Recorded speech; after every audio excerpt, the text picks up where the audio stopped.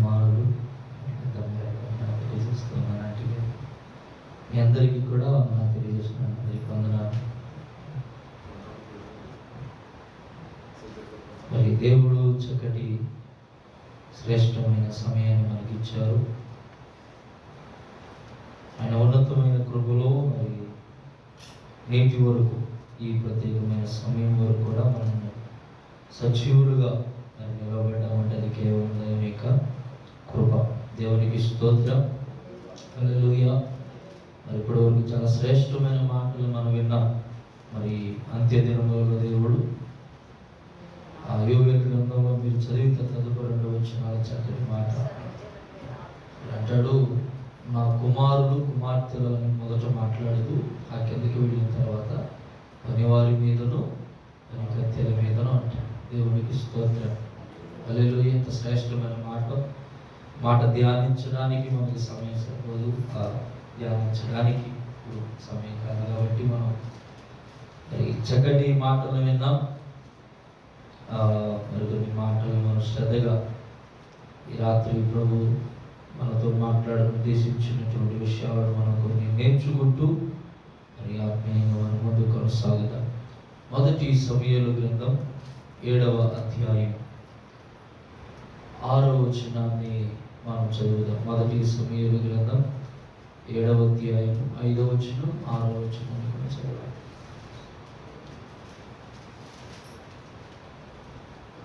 పరిశుద్ధ గ్రంథం నుండి మొదటి సమూయేలు గ్రంథం 7వ అధ్యాయం 5, 6 వచనాలు. అంతటా సమూయేలు ఇశ్రాయేలీయులందరినీ మిస్పాకు పిలువనప్పుడు నేను మీ పక్షమున యెహోవాను ప్రార్థన చేతునని చెప్పగా వారు మిస్పాలో కూడుకొని నీళ్లు చేది యెహోవా సన్నిధిని కుమ్మరించి ఆ దినము ఉపవాసం ఉండి యెహోవా దృష్టికి మేము పాపాత్ములమని ఒప్పుకొనిది. దేవుడి మాటలు దీవించును గాక. చిన్న ప్రార్థన. దేవా మీకు స్తోత్రాలు. ఈ రాత్రి నాయన అల్పుడను ఏ యోగ్యత లేని వాడనయ్యా దాసులను నిలబెట్టుకున్నారు. ఈ పగలు మా ప్రయాణ మంత్రులు కూడా క్షేమాన్ని ఇచ్చారు. అందుని బట్టి స్తోత్రాలు. కొద్ది నిమిషాలనైనా నీ మాటలు ఎత్తడానికి లేచి నిలబడి ఉండగా నన్ను బలపరచండి. సిలువ చోటును మరుగుపరచండి. స్వరాన్ని ఊరగా వాడుకొనండి. ఈ రాత్రి మాకు మేలు కలుగునట్లుగా మీరు ఉద్దేశించిన సంగతులు నాతో అందరితో మీరు మాట్లాడమని సహాయం చేసి నడిపించండి. యేసు నామమున మిగిలి మేము తరిగి వేడుకొనుచున్నాము తండ్రి. ఆమేన్. ఆమేన్. చదవబడినటువంటి వాక్య భాగంలో మరి సమూయేలు ప్రవక్త ఇశ్రాయేలీయులతో మాట్లాడుతున్న ఒక సందర్భాన్ని మనం చూస్తూ ఉన్నాం. ఆ ముందున్నటువంటి వచనాలన్నీ కూడా మీరు జాగ్రత్తగా చదివితే ఇశ్రాయేలీయులు దేవునికి విరోధముగా, ఇశ్రాయేలీయులు దేవునికి వ్యతిరేకముగా తిరిగినటువంటి ఆ సమయంలో మరి దేవుడు సమూయేలుతో ఇశ్రాయేలీయుల దగ్గరికి వాక్కును పంపిస్తాడు. ఏమని? సమూయేలు ఇశ్రాయేలీయుల దగ్గరికి వెళ్ళే విషయాన్ని చెప్పు. ఏంటా విషయం అంటే వారిని అందరినీ కూడా మిస్పాకు రమ్మని పిలవమని చెప్తాడు. ఎవరినందరినీ? ఇశ్రాయేలీయులందరినీ కూడా మిస్పాకు పిలవమని చెప్తాడు. చెప్పి అక్కడ వారు ఏమేమి చేయాలో కూడా ప్రభు చాలా చక్కగా వారు చేయవలసినటువంటి విధులను కూడా జ్ఞాపకం చేస్తాడు. అయితే చేయవలసిన విధుల విషయాలను కాసేపు పక్కన పెడితే బైబిల్ గ్రంథంలో పలుమార్లు ప్రవక్తల ద్వారా దేవుడు మాట్లాడించినటువంటి మాట ఏంటంటే ఇశ్రాయేలీయులను మిస్పాలో కూడుకోండి అని చెప్పడం మనం చూస్తూ ఉంటాం. ఇవి న్యాయాధిపతుల గ్రంథం, దానికి ముందు ఉన్నటువంటి పుస్తకం న్యాయాధిపతుల గ్రంథం 20వ అధ్యాయంలో కూడా మనం చదవగలిగితే మొదటి వచనం, అంతటా ఇశ్రాయేలీయులందరూ బయలుదేరి దాను మొదలుకొని బెర్షెబా వరకును గిలాదు దేశం వరకును వారి సమాజము ఏక మనస్సు కలిగి మిస్పాలో యెహోవా సన్నిధిని కూడేది. అలాగే 11వ అధ్యాయములో కూడా మాట కనబడతాను. 11వ అధ్యాయము 11వ వచనాన్ని చదివితే, కాబట్టి యెఫ్తా గిలాదు పెద్దలతో కూడా పోయినప్పుడు జనులు తమకు ప్రధానిగాను అధిపతినిగాను అతన్ని నియమించుకుని అప్పుడు యెఫ్తా మిస్పాలో యెహోవా సన్నిధిని తన సంగతి అంతయు వినిపించాడు. ఇలా పలు పర్యాయాలు, పలు సందర్భాల్లో దేవుడు ఇశ్రాయేలీయులందరినీ కూడా మిస్పాలో కూడుకొనమని చెప్తున్నట్లుగా మనం చూస్తూ ఉన్నాం. మిస్పాలో కూడుకున్న తర్వాత ఏం చేస్తాము అన్న విషయాన్ని పక్కన పెడితే, అసలు ఎందుకు దేవుడు వీరిని మిస్పాలో కూడుకోమన్నాడు? అసలు మిస్పాలో ఏముంది? అసలు మిస్పా యొక్క ప్రాధాన్యత ఏంటి, లేదా మిస్పా యొక్క ప్రాముఖ్యత ఏంటి? మిస్పాలోనే ఎందుకు అనేక సార్లు లేదంటే పలుమార్లు దేవుడు ఇశ్రాయేలీయులను అక్కడ కూడుకోమని, అక్కడ ప్రార్థన చేయమని, అక్కడ బలులు అర్పించమని, లేదంటే అక్కడ వారు ఏమంటే నీళ్లు వచ్చేది కుమ్మరించమని, ఏమంటే ఇలా చాలా విషయాలు మాట్లాడుతూ వచ్చాడు. ఎందుకు ఈ రాత్రి నేను ధ్యానించాలనుకున్న విషయం ఏంటంటే, ఎందుకు మిస్పాలో ఇశ్రాయేలీయులను దేవుడు కూడుకొనమని, లేదంటే సమాజముగా చేరమని చెప్పాడు. దేవునికి స్తోత్రం, హల్లెలూయా. నేను ఒక 5 అనుభవాలు ఈ రాత్రి మీతో జ్ఞాపకం చేయాలని ఇష్టపడుతున్నా. మిస్పాలో ఉన్నటువంటి 5 అనుభవాలు.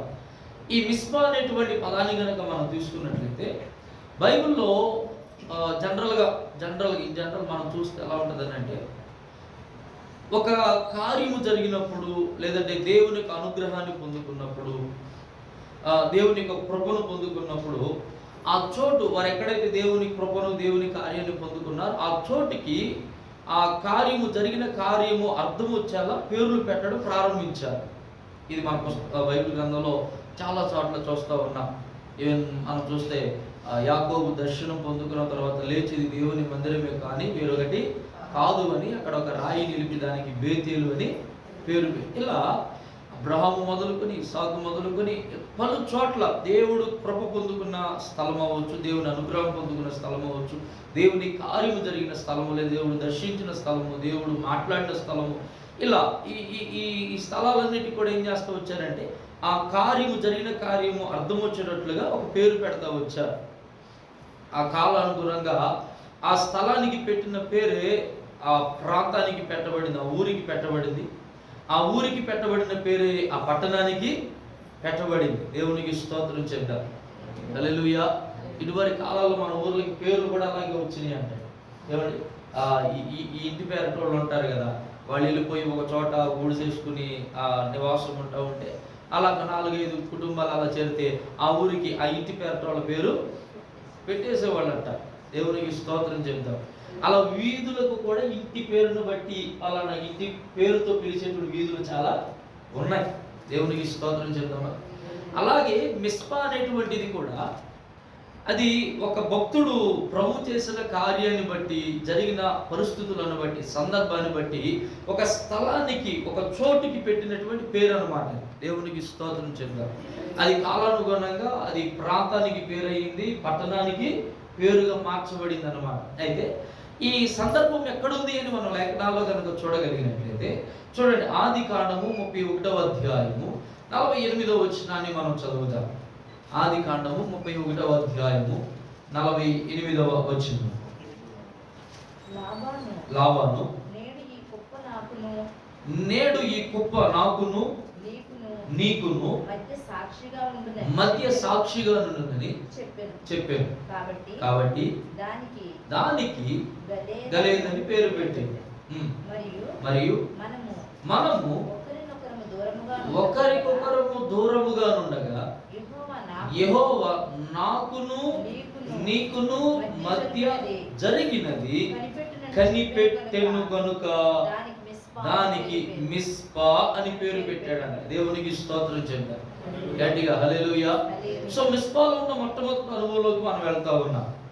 మిస్పాలో ఉన్న ఒక మొట్టమొదటి అనుభవం ఏంటంటే, అక్కడ లాబాను అనేటువంటి ఒక వ్యక్తి ఉన్నాడు. ఈ వ్యక్తి ఎవరు అని అంటే యాకోబు యొక్క మీరు మాట్లాడాలి మొదలెట్టారు. యాకోబు యొక్క ఏంటో మామగారు అన్నమాట. దేవునికి స్తోత్రం చెప్తారు. ఈ స్టోరీ అంతా మీకు తెలుసు, చాలా క్లుప్తంగా మనం దీన్ని ముగించుకున్న స్టోరీని. యాకోబు తన తండ్రిని మోసం చేసి తన మేనమామ ఇంటికి, లాబాను ఇంటికి మరి పారిపోతా ఉన్నప్పుడు మోసగాడుగా పారిపోయాడు. అయితే అద్భుతమైన విషయం ఏంటంటే, మోసగాడుగా పారిపోయినటువంటి యాకోబు లాబాను దగ్గరికి వెళ్ళిన తర్వాత చాలాసార్లు మోసగించబడ్డాడు. కానీ ఏ సమయంలో కూడా తిరిగి యాకోబు మరల లాబాను మోసం చేయాలని అనుకోవాలి. దేవునికి స్తోత్రం. హల్లెలూయా. బయలుదేరడు మోసగాడుగానే బయలుదేరాడు, కానీ అక్కడికి వెళ్ళి యాకోబు ఎన్నోసార్లు మోసం చేయబడ్డాడు, చాలాసార్లు అనమాట. ఆ విషయాలన్నీ కూడా చదువుతూ ఉంటే ఇంతలా మోసపోయాడంటే మనం అనుకుంటాం ఎంత అమాయకుడు అనుకుంటాం, కానీ వాడు ఏం చేసి వచ్చాడు, అక్కడ మోసం చేసి వచ్చాడు. అయితే అక్కడ మోసం చేసిన వాడు ఇక్కడ ఎందుకు మోసం చేయలేకపోయాడు అని అంటే మధ్యలో ప్రభు దర్శనాన్ని పొందుకున్నాడు. దేవునికి స్తోత్రం చేద్దాం. హల్లెలూయా. నేను అంటాను ఒకప్పుడు మనం అదే, కానీ ప్రభు దర్శనాన్ని పొందుకున్న తర్వాత ఏమైపోతామండి, పూర్తిగా మారిపోతాం. దేవునికి స్తోత్రం చెప్పాడు. హల్లెలూయా. పౌలు గారు అంటారు, ఒకప్పుడు నేను హింసకుడు, ఒకప్పుడు నేను దోషకుడు, ఒకప్పుడు నేను క్రైస్తవులు కనబడితే వారిని కొట్టి చంపేయాలని రకరకాలుగా ప్రయత్నించి వారు వెంటపడిన వాడను, ఇప్పుడు నేను క్రీస్తుకి దాసుడను అని అంటాడు. దేవునికి స్తోత్రం. హల్లెలూయా. ఒకరోజు పౌలు దగ్గరికి వచ్చి ఒక ఆయన అడిగాడంట, పౌలు ఏంటయ్యా, ఒకప్పుడు నీలో ఎంత రోషం ఉండేది, ఒకప్పుడు నువ్వు ఎంత బలంగా, ఇప్పుడేంటంటే అయిపోయావు. అంతకుముందు వాడు కొడితే నువ్వు ముందు చెయ్యకు ముందు నువ్వు కొట్టేసేవాడివి, ఇప్పుడేమో వాడు కొట్టినా, చీకొట్టినా, రాళ్ళతో కొట్టినా, రక్తం వచ్చినట్టు కొట్టినా మాట్లాడకుండా తల ఉంచుకుని వెళ్ళిపోతున్నామంటే పౌలు గారు అన్నారంట, ఇదంతా దేవుని యొక్క కృప. దేవునికి స్తోత్రం చెప్దాం. హల్లెలూయా. నా దేవుడు నాకు చేసిన మాట అదే, దేవుని ఆత్మను గనక మనం పొందుకుంటే, దేవుని దర్శనాన్ని మనం పొందుకుంటే, ఆయన ప్రత్యక్షతను మనం కలిగి ఉంటే, ఆయన ప్రసన్నతను మనం కలిగి ఉంటే, ఆయన మహిమ మన మీద నిలిచి ఉంటే, పూర్వము జరిగినది ఏది ఇక ముందు కనబడనే. నమ్మితే స్తోత్రం చెప్పండి. హల్లెలూయా. మునుపున్న స్వభావం ఇక ముందు కనబడదు, వెనక జరిగినవి ఇక ముందుకి రావు. దేవునికి స్తోత్రం. హల్లెలూయా. యాకోబు పారిపోయాడు, లాబాను దగ్గరికి వచ్చాడు, కొన్ని సంవత్సరాలు లాబాను దగ్గర ఊడిగం చేశాడు, దాసుడిగా ఉన్నాడు. అయితే ఈ యాకోబు లాబానికి 2 కుమార్తెలు, పేర్లు చెప్తారా? దేవునికి స్తోత్రం. మంచిది. ఆ 2 కుమార్తెల్లో చిన్నదాన్ని ఇష్టపడ్డాడంటే, ఇష్టపడిన వాడు వెళ్ళి అడిగాడు, పాము నేను చిన్న కుమార్తెను ఇష్టపడతాను, నాకు ఇచ్చి వివాహం చేస్తామనంటే, వాడు కూడా సామెత ఒకటి ఉంటుంది కదా, తాడిందన్నవాడు ఒకడైతే దాని తలదన్నివాడు ఇంకోవాడు. నేనే మోసగాడు అనుకుంటే ఈ విధంగా పెద్ద మోసగా అడిగిన. దేవునికి స్తోత్రం చేద్దాం. హల్లెలూయా. అన్నాడంట, అట్టట్ట ఇస్తాను అబ్బాయి, అసలు కుదరదు, ఇవ్వాలంటే నువ్వు ఎంతో కొంత కష్టపడాలి. సరే మా ఇష్టం, దాన్ని ఉంది, కోరుకున్నాం కోసం చేయి తప్పుతాను అన్నట్టుగా 7 సంవత్సరాలు కొలువు చేయమంటే 7 సంవత్సరాలు కొలువు చేశాడంటే 7 సంవత్సరాలు అవగానే మళ్ళీ అడిగాడు, ఏంటి మా 7 సంవత్సరాలు అయిపోయింది, నేను పిల్లలు కదా ఏంటంటే, నేను ఎందుకు మాట తప్పుతాను అబ్బాయి, నేను అసలు మాట తప్పనే అన్నట్టుగా, మాట మీద నిలబడతాను అన్నట్టుగా రాత్రికి ఏర్పాట్లు చేశాడు, రాత్రి పెళ్లి చేశాడు. తెల్లారి లేచేపాటికి ఫేస్ మారిపోయింది. దేవునికి స్తోత్రం చేయండి. ఈ టెన్షన్ అంతా ఇంత కాదు. ఏమండి, రాత్రి ఆమెను అనుకున్నాను, తెల్లారిపాటికి వేరే వచ్చేసింది. ఇక ఆ టెన్షన్తో మళ్ళీ పరిగెత్తేసాడు మా దగ్గరికి. ఏంటి మా ఏంటంటే, రే ఇగో మనకు ఒక ఆచారం ఉంది అబ్బాయి, ఏంటంటే పెద్దవాడికి పెళ్లి కాకుండా చిన్నవాడికి పెళ్లి చేయడం కుదరదు, కాబట్టి నువ్వేం చేస్తావనంటే ఇంకొక 7 సంవత్సరాలు ఇక తప్పదు కదా మరి. దేవునికి స్తోత్రం చెప్తాను. ఏమంటే ఇక మళ్ళీ 7 సంవత్సరాలు చేసిన తర్వాత వెళ్తే నేను మాట తప్పదు అన్నాడు, పెళ్లి చేశాడు. పిల్లలైతే పెళ్లి చేశాడు, మరి ఆయన పోషించడానికి ఏదో ఒకటి కావాలిగా. సరే మళ్ళీ వెళ్ళాడు, మరి పిల్లలనిచ్చేది పెళ్లి చేసావు బాగా, ఇప్పుడు ఆమె పోషించడానికి నా దగ్గర ఏముంది, ఎన్నాళ్ళు నీ దగ్గర ఊడిగిన చేశాను, ఏమంటే ఆ గొర్రెలు పెంచినా ఏం చేసినా నీకే కదా చేసింది, నాకంటే ఏమి లేదు కదా, కాబట్టి నాకు కూడా కొంచెం ఆస్తిత్వం అంటే చెప్పే కదండి పెద్ద మోసగాడు. కానీ అట్టట్ట కుదురుద్ది అబ్బాయి, అట్ట కుదరదు, మన ఇద్దరి మధ్య ఒక పందెం పెట్టుకుందాం, ఒక ఒప్పందం చేసుకుందాం. ఆ ఒప్పందం ఏంటంటే, ఇప్పుడు నుంచి ఈ గొర్రెల మందలో ఏ గొర్రెకైతే చారగలిగిన పిల్ల పుట్టుదో అది నీది, చారలేని పిల్ల. నీకు తెలిసిన విషయం ఏంటంటే, చారగలిగిన పిల్లలు పుట్టడం వరుదు. దేవునికి స్తోత్రం చెప్పండి. మామూలు దేవుడు కాదు, మామూలు మోసగాడు కాదు కదా. చారగలిగిన పిల్ల పుట్టడం వరుదు అనమాట. చాలా రేపు పుట్టిన 1-2 అంతే. ఆ 1-2 ఏం పోషించుకుంటాడు పాపం, చాలా తెలివిగా మోసం చేశాడు. ఈ మోసం కనుక అర్థం ఏంటంటే, వీడు ఎక్కడికి వెళ్ళకూడదు ఇక, ఈ జీవితాంతం. దేవునికి స్తోత్రం చెప్పండి. కానీ దేవుని వాగ్దానం ఉంటుంది. బేతేలులో దేవుని కృప పొందుకుని వచ్చాడు, దర్శనాన్ని పొందుకుని వచ్చాడు, నిబంధనను పొందుకుని వచ్చాడు. దేవునికి స్తోత్రం చెప్పండి. హల్లెలూయా. ఏంట నిబంధన? చెప్పండి, ఏంటనే నిబంధన? నేను నీకు తోడై ఉంటాను, నేను నిన్ను ఆశీర్వదిస్తాను, నీవు వెళ్ళు మార్గం అంతటిలో కూడా నీకు క్షేమం కలుగజేసి మరలా నేను నిన్ను తిరిగి నీ దేశానికి. ప్రభు చెప్పాడా లేదా? దేవునికి స్తోత్రం చెప్పండి. ప్రభు వాగ్దానం చేసిన తర్వాత వాడు ఉంచుకుంటానంటే అది ఎట్లా కుదురుద్ది? మీకు అర్థం అవ్వాలి పాయింట్ ఏంటి? దేవునికి స్తోత్రం చెప్పండి.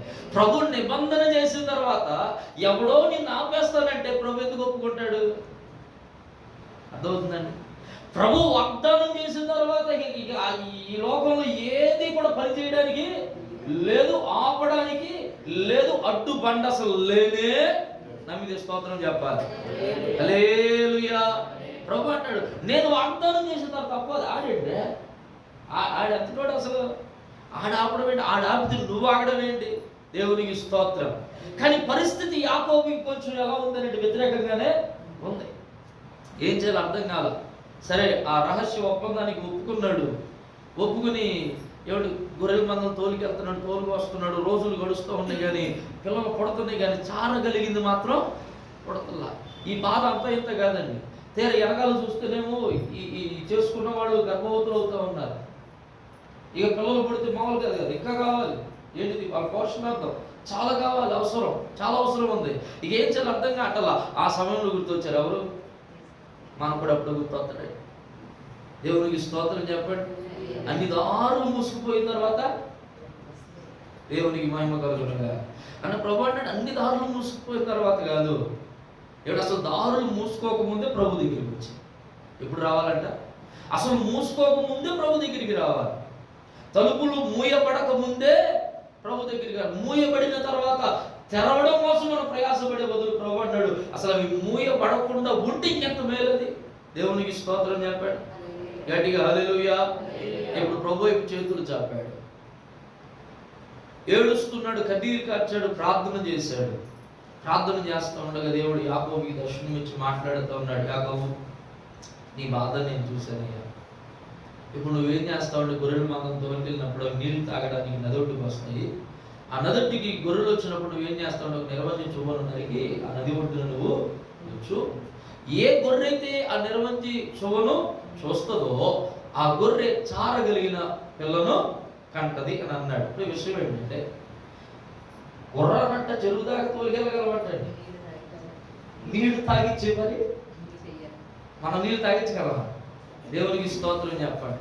ఇప్పుడు ఎన్ని గొర్రెలు చూసినో తెలియదు, ఎన్ని గొర్రెలు చూడలేదో తెలియదు. దేవునికి స్తోత్రం చెప్పండి గట్టిగా. హల్లెలూయా.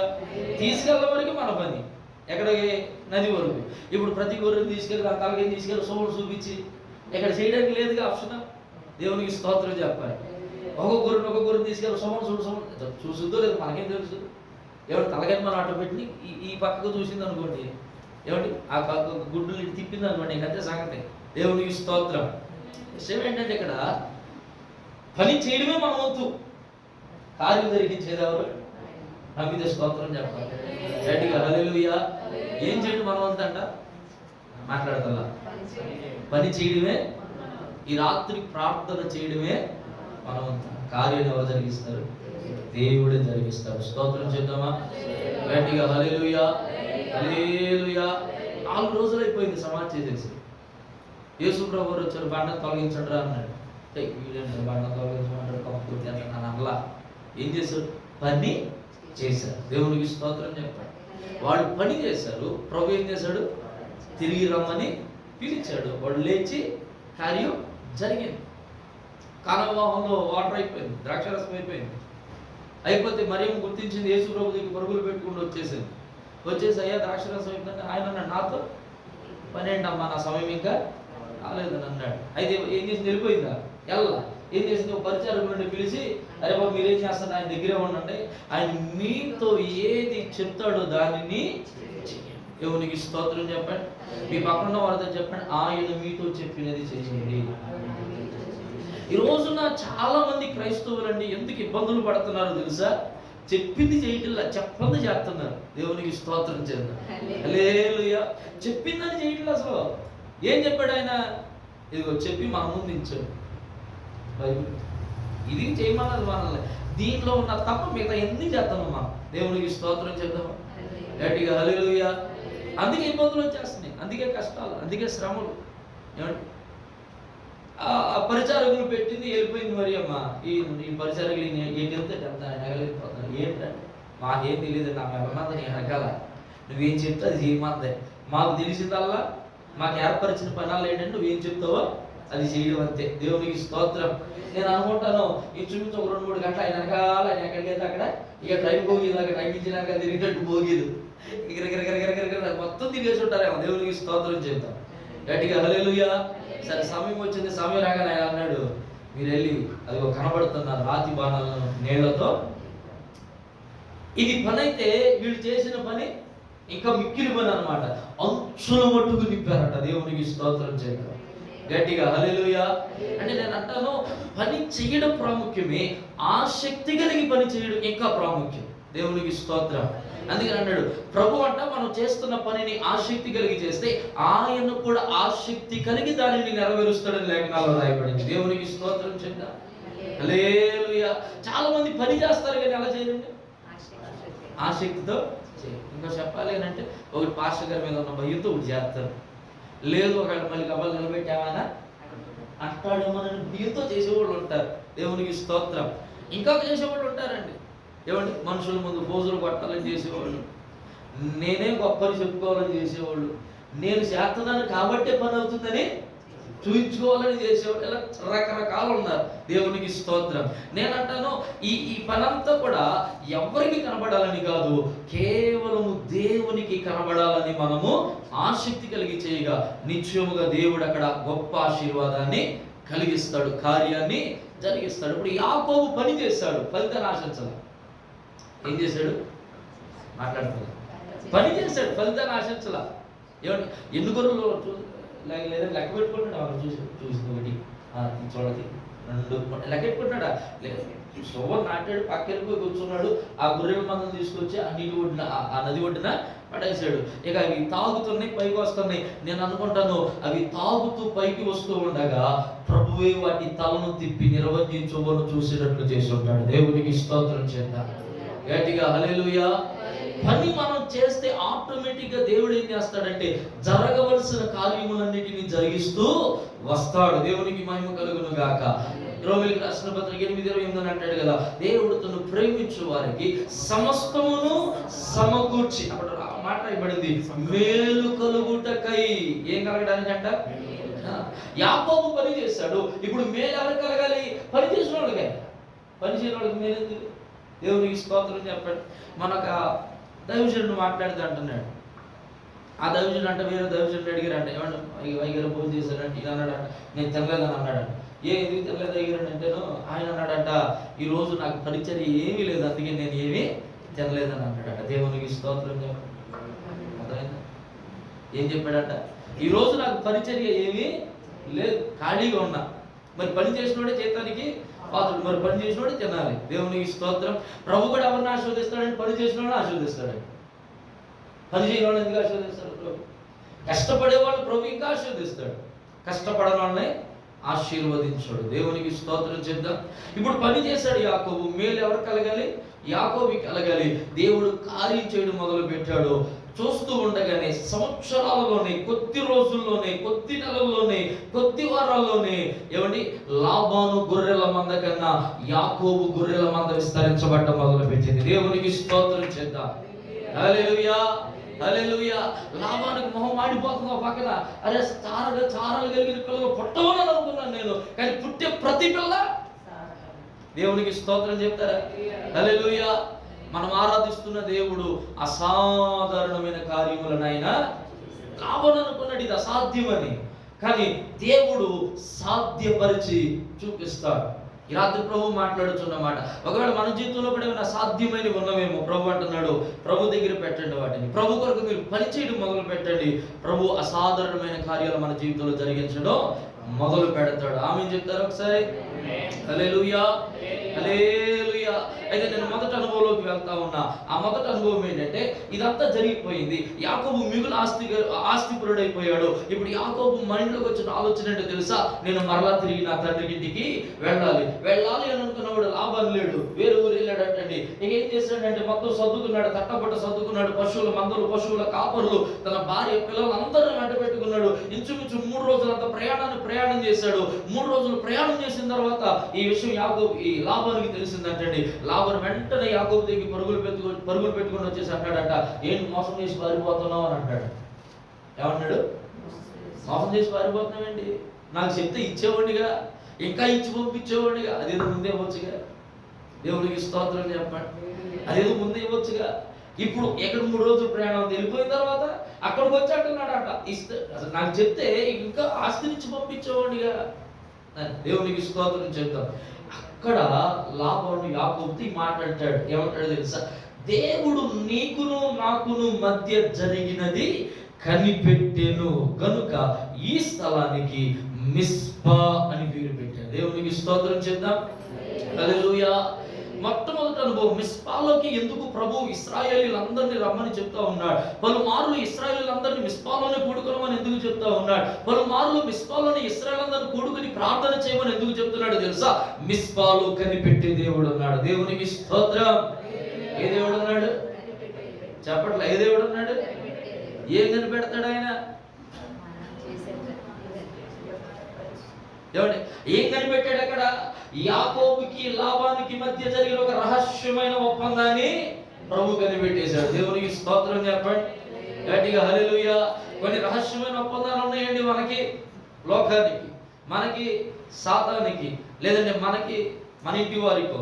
ప్రభు అంటున్నాడు, ఈ రహస్యమైన ఒప్పందాలన్నింటిని కూడా ప్రభు ఏం చేస్తున్నాడంట? చెప్పాలి గట్టిగా. దేవునికి స్తోత్రం చెప్పండి గట్టిగా. హల్లెలూయా.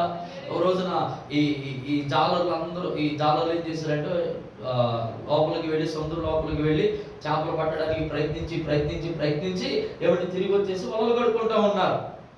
ఈ లోపల యేసు ప్రభు వచ్చి అడిగారంట, ఆయన కొంచెం దూరనిస్తావా, ప్రజలకు కొంచెం వాకింగ్ చెప్తాను, వాళ్ళు చాలా దూరం నుంచి ఆయన వస్తున్నారు అని అంటే, సరే అని చెప్పి యేసు ప్రభు వారికి ధోని ఇచ్చాడంట. నేను అంటాను, ఏమిటి అసలే చేపలు పడలేదు, చేపలు పడకుండా వల కడుక్కున్నారు, అసలు ఎంత చేపలు ఉంటారండి? ఏమా నువ్వు దేవుని చేసేవాడు ఎంతమంది అని ఇక్కడ? 20 తారీఖు సార్లు ఎప్పుడు ఉందన్నా? జనరల్ 1వ తారీఖు ఫస్ట్.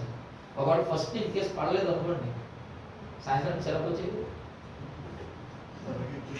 నిజమే కదా. దేవునికి స్తోత్రం చేద్దాం గట్టిగా. హల్లెలూయా. ఎన్ని హోప్స్ పెట్టుకుంటాం 1వ తారీఖు శాలరీ మీద, ఎంత డిపెండ్ అయి ఉంటాం దాని మీద. ఏమంటే అక్కడ జీతం ఇవ్వకపోతే 1వ తారీఖున చిరాకు వచ్చేది మనకి, టైం చేసి పని చేస్తాం తెల్లారి, ఉదయానికి అనిపించింది దగ్గర 2వ తారీఖున. దేవునికి స్తోత్రం చేద్దాం. హల్లెలూయా.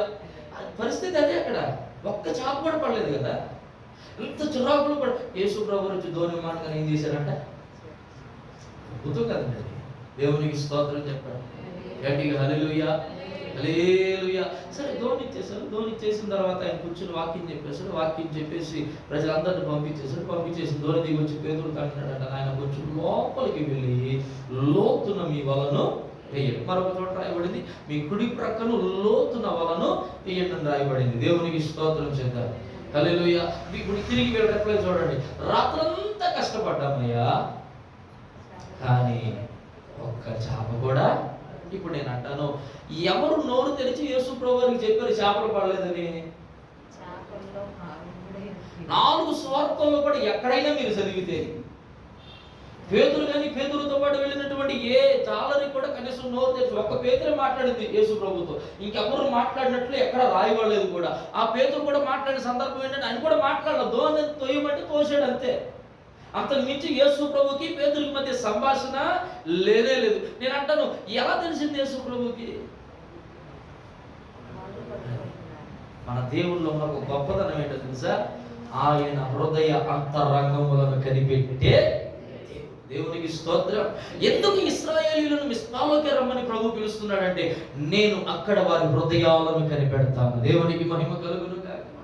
హల్లెలూయా. నువ్వు ఏడుస్తూ వస్తూ పైకి నవ్వుతూ కనబడుతున్న ప్రభు అన్నాడు, మిస్పాలోకి వచ్చిన తర్వాత పైన నవ్వుతూ ఉన్న నీ ముఖాన్ని కాదు, లోపల ఏడుస్తున్న నీ హృదయాన్ని కనిపెడతాడంటే. ఆమె చెప్తారా? హల్లెలూయా, హల్లెలూయా. విరిగి నలిగిన హృదయంతో వస్తున్నాము. ప్రభు అన్నాడు, పై రూపం వద్దు. సమూయేలుతో అన్నాడు, నువ్వు వెళ్ళు, యెషకుమారులు అక్కడ ఇశ్రాయేలుకి రాజుగా నియమించాలి, అభిషేక్తులుగా నియమించాలి, కొమ్మును తైలంతో నింపుకు నువ్వు బయలుదేరండి అన్నాడు. కొంచెం భయంగానే బయలుదేరాడు. సౌలు తెలిసి అక్కడ ఏమంటాడు అని చెప్పి సరే బయలుదేరాడు. యెషయి ఇంటికి వచ్చాడు. అక్కడ చాలా స్టోరీ జరిగింది. యెషయి ఇంటికి వచ్చాడు. వచ్చిన తర్వాత యెషయి, నీ కుమారులు అక్కడ ప్రభు అభిషేకించమన్నాడు, నీ కుమారులు పిలవనండి. 7 పిలిచాడు. 5వ వాడిని వదిలేశాడు. వాడెక్కడ ఉన్నాడు? గొర్రెలు మేపుకుంటూ అడవుల్లో ఉన్నాడు. ఏమండి, 7వ వాడు మొదటి వాడు వచ్చాడు. ఈ మొదటి వాడు చూడడానికి ఎలా ఉన్నాడంటే, రాజు కావాల్సిన క్వాలిటీస్ ఉన్నాయి వాళ్ళు. దేవునికి స్తోత్రం చెప్పండి. ఏమన్నాయంట? రాజుకు కావాల్సిన క్వాలిటీస్ అని ఉన్నాయి. వచ్చాడు, నిలబడ్డాడు. సమూయేలు కూడా వాడితో పర్ఫెక్ట్ కింగ్ అన్నట్టుగా సరిపడా ఉన్నాడు. ప్రభు అన్నాడు, ఏం చూస్తున్నావు? Number 1 sir. ప్రభు అంటాడు, ఆడు పైకే బాగున్నాడు, ఆడు లోపలంతా ఏం బాగులా తీసే ప్రకార అన్నాడు. దేవునికి స్తోత్రం చెప్పాడు. హల్లెలూయా. 2వ వాడు వచ్చాడు, వెళ్ళిపోయాడు. 3 వచ్చాడు, 4, 7 అయిపోయారు. ఇప్పుడు సమూయేలుకి అర్థం కావట్లేదు. ఏంటి ప్రభు 7 అయిపోయారు, ఇంకెవరు ఉన్నాడు ఇక్కడ లైన్లో? ఎవడు లేడు. సరే యెషయిని పిలిపించాడు. అరే బాబు, ఇంకెవరు ఉన్నారా నీకు పిల్లలంటే? ఉన్నాడు. ఎవడు పనికిరాడు, కర్సారుడు, అడవుల్లో గొర్రెలు పెట్టుకుంటాడంటే. సరే పిలిపించి, ఎందుకాడు పనికిరాన్నాడు? ఆయన చూస్తేనే నాకు అసలు కంపరం. దేవునికి స్తోత్రం చెప్తాం. ఆయన చూస్తేనే నాకు అసలు చిరాకు. ఆయన చూస్తేనే నాకు అసలు ఏమంటే, ఆయన బట్టలెట్టా ఉంటాయి చెప్పండి. గొర్రెలు మేపుకోవడానికి ఎన్నో బట్టలెట్టా ఉంటాయి. ప్రశస్తమైన వస్త్రాలు ధరించుకుని, చేతులకి ఏమిటి వేళకి మేలిమి బంగారు ఉంగరాలు పెట్టుకుని, తలపైన వెండి కిరీటాన్ని పెట్టి ఆయన ఉంటారా? దేవునికి స్తోత్రం చెప్పండి. ఏమండి, ఆవిడ వస్తుంటే అందరూ చీచి అంటే దేవుని స్వరం చెప్తుందంట, ఇతడే నాకు కావలసిన వాడు. దేవునికి స్తోత్రం చెప్పండి. మనుషుల పై రూపాన్ని చూస్తాడు, కానీ మనం ఆరాధిస్తున్న దేవుడు మన హృదయాలను చూస్తాడు. దేవునికి స్తోత్రం చెప్దామా గట్టిగా? హల్లెలూయా, హల్లెలూయా.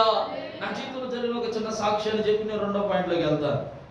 2వ అనుభవంలో నాకు 2022 జనవరి 6వ తారీఖున మ్యారేజ్ అయింది. 2021 జనవరి 10వ తారీఖు నాన్నగారు చనిపోయారు.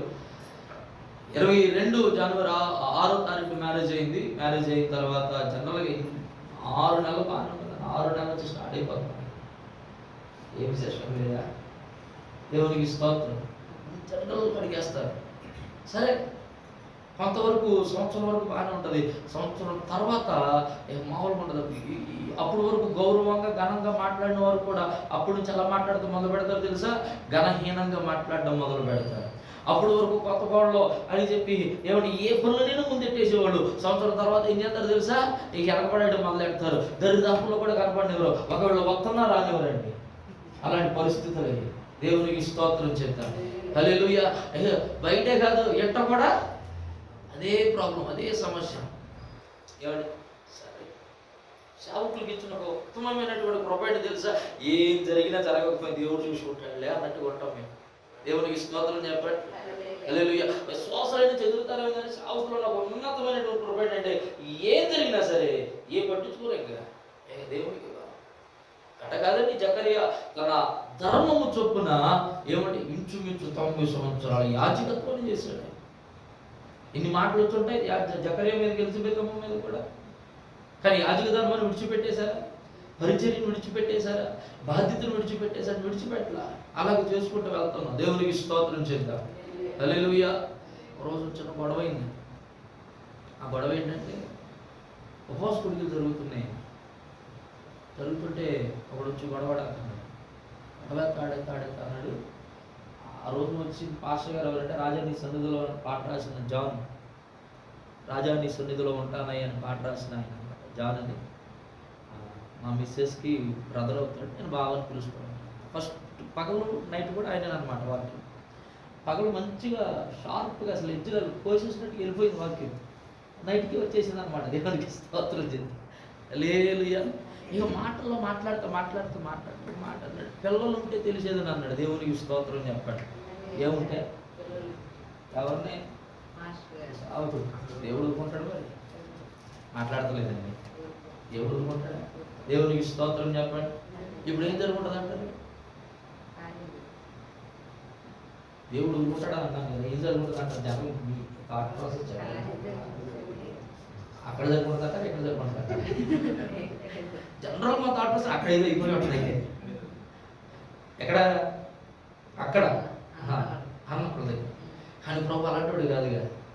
వారు సిగ్గుతో తలదించుకునేలా ఆయన అక్కడ చేయడు, ఇక్కడ కార్యం చేస్తాడు. దేవునికి స్తోత్రం చెప్పండి.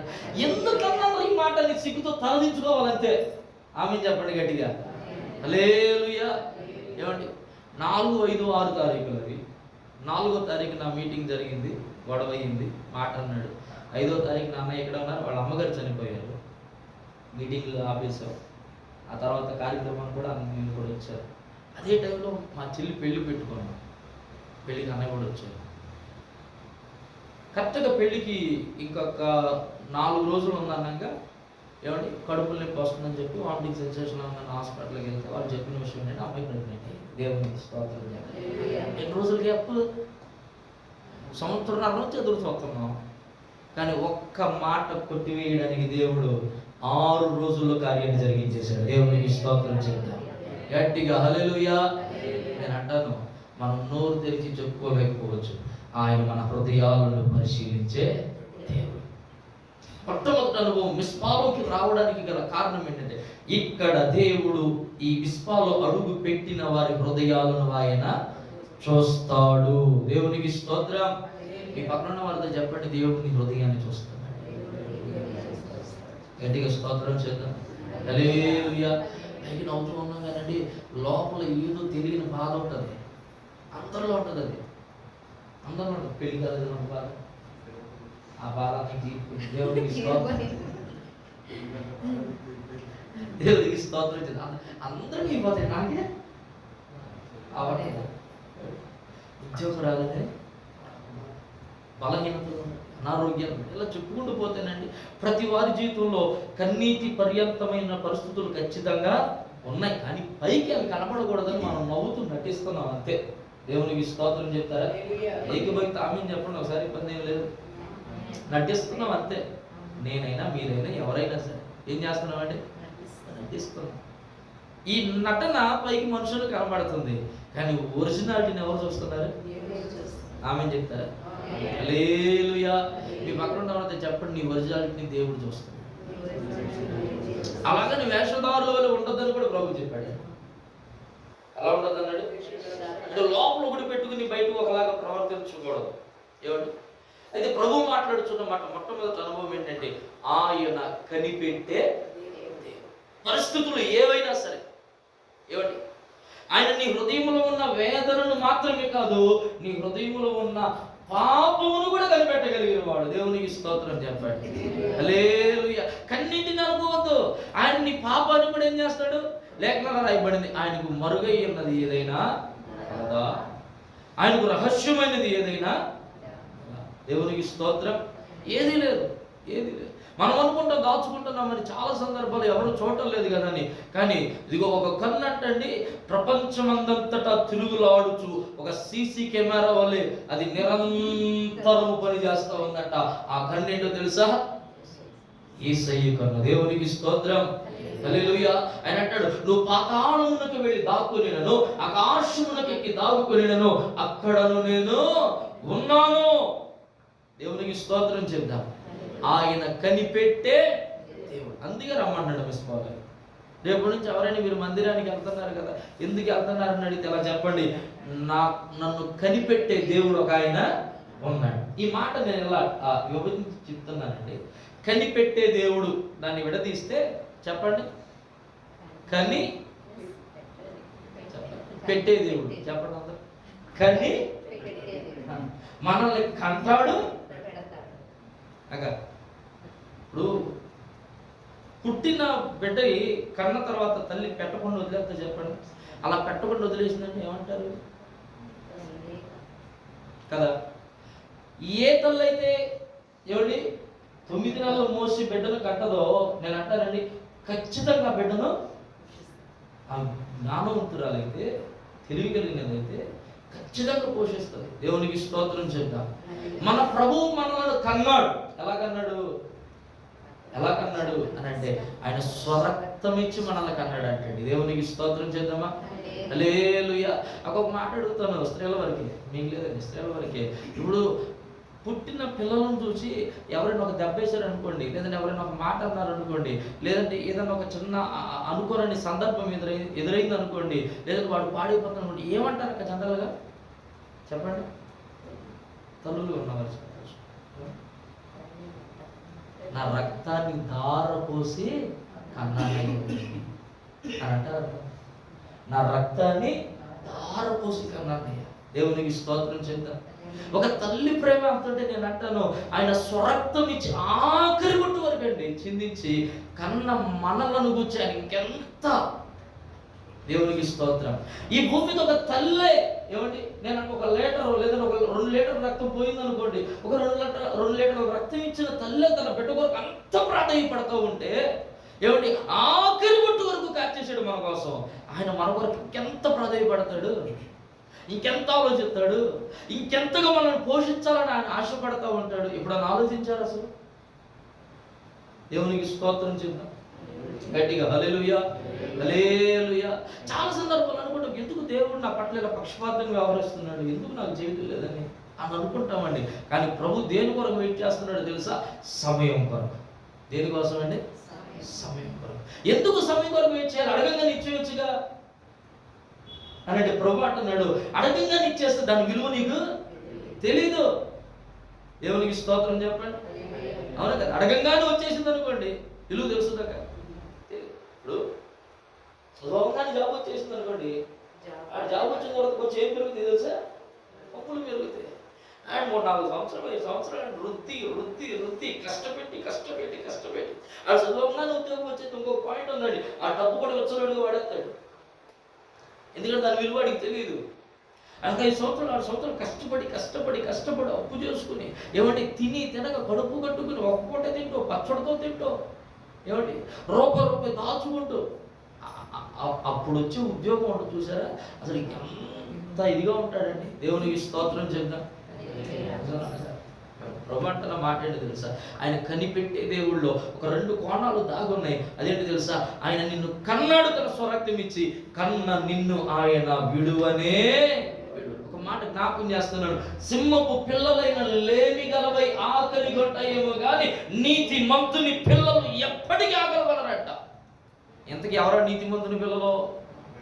ఇంతకీ ఎవరా నీతిమంతుడు అంటే లేఖనాల్లో రాయబడింది, నీతిమంతుడు ఒక్కడో లేడంట, ఆయన ఒక్కడే నీతిమంతుడు అంటండి. మరి ఆ నీతిమంతుని పిల్లలు ఎవరనంటే ఆయన రక్తములు కడగబడిన వారే ఆయన నీతిమంతుని పిల్లలు. దేవునికి స్తోత్రం.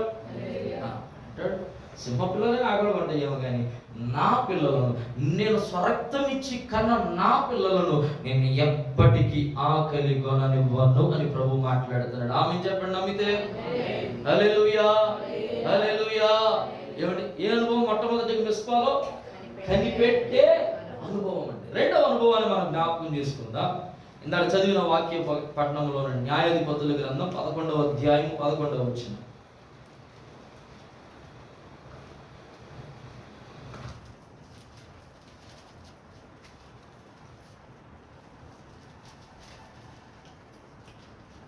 న్యాయాధిపతుల గ్రంథం 11వ అధ్యాయం 11వ వచనం.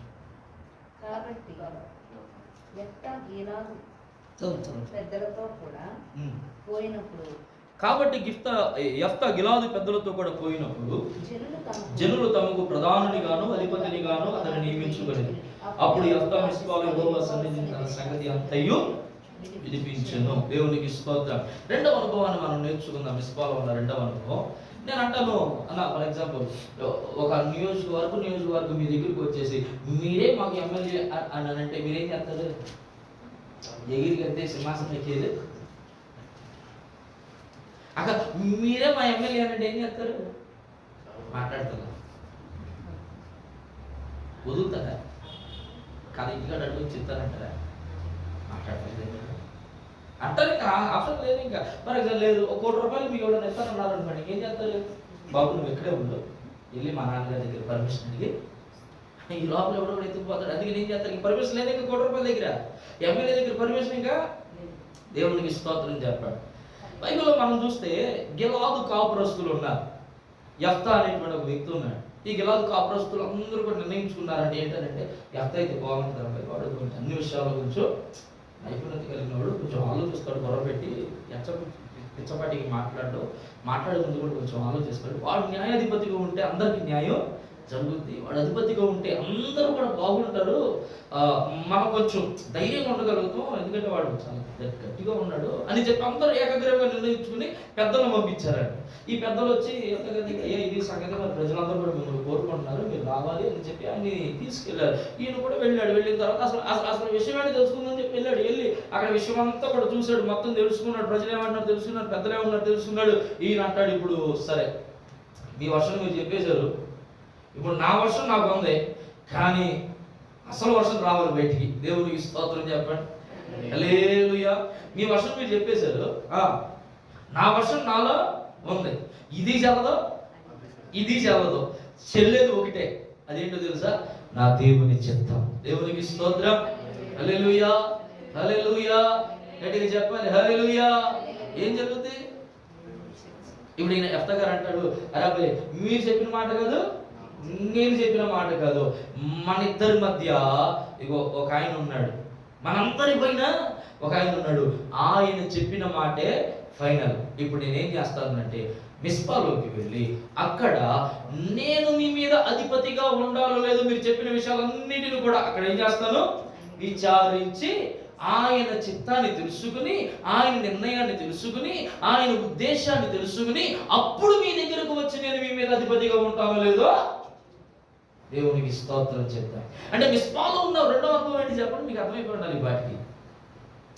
ఎందుకు ఇశ్రాయేలీలందరినీ కూడా మిస్పాలో కూడుకోవడం అనేక సార్లు ప్రభు వారితో మాట్లాడుతూ వచ్చాడు అని అంటే, అక్కడ దేవుడు తన ఉద్దేశాలను బయలుపరుస్తాడు. దేవునికి స్తోత్రం. ఆయన అంటాడు, నా ఉద్దేశాలు మేలు కలిగించేవే కానీ కీడు కలిగించేవి, హాని కలిగించేవి కానే కాదు. దేవునికి స్తోత్రం చేద్దామా గట్టిగా? హల్లెలూయా హల్లెలూయా.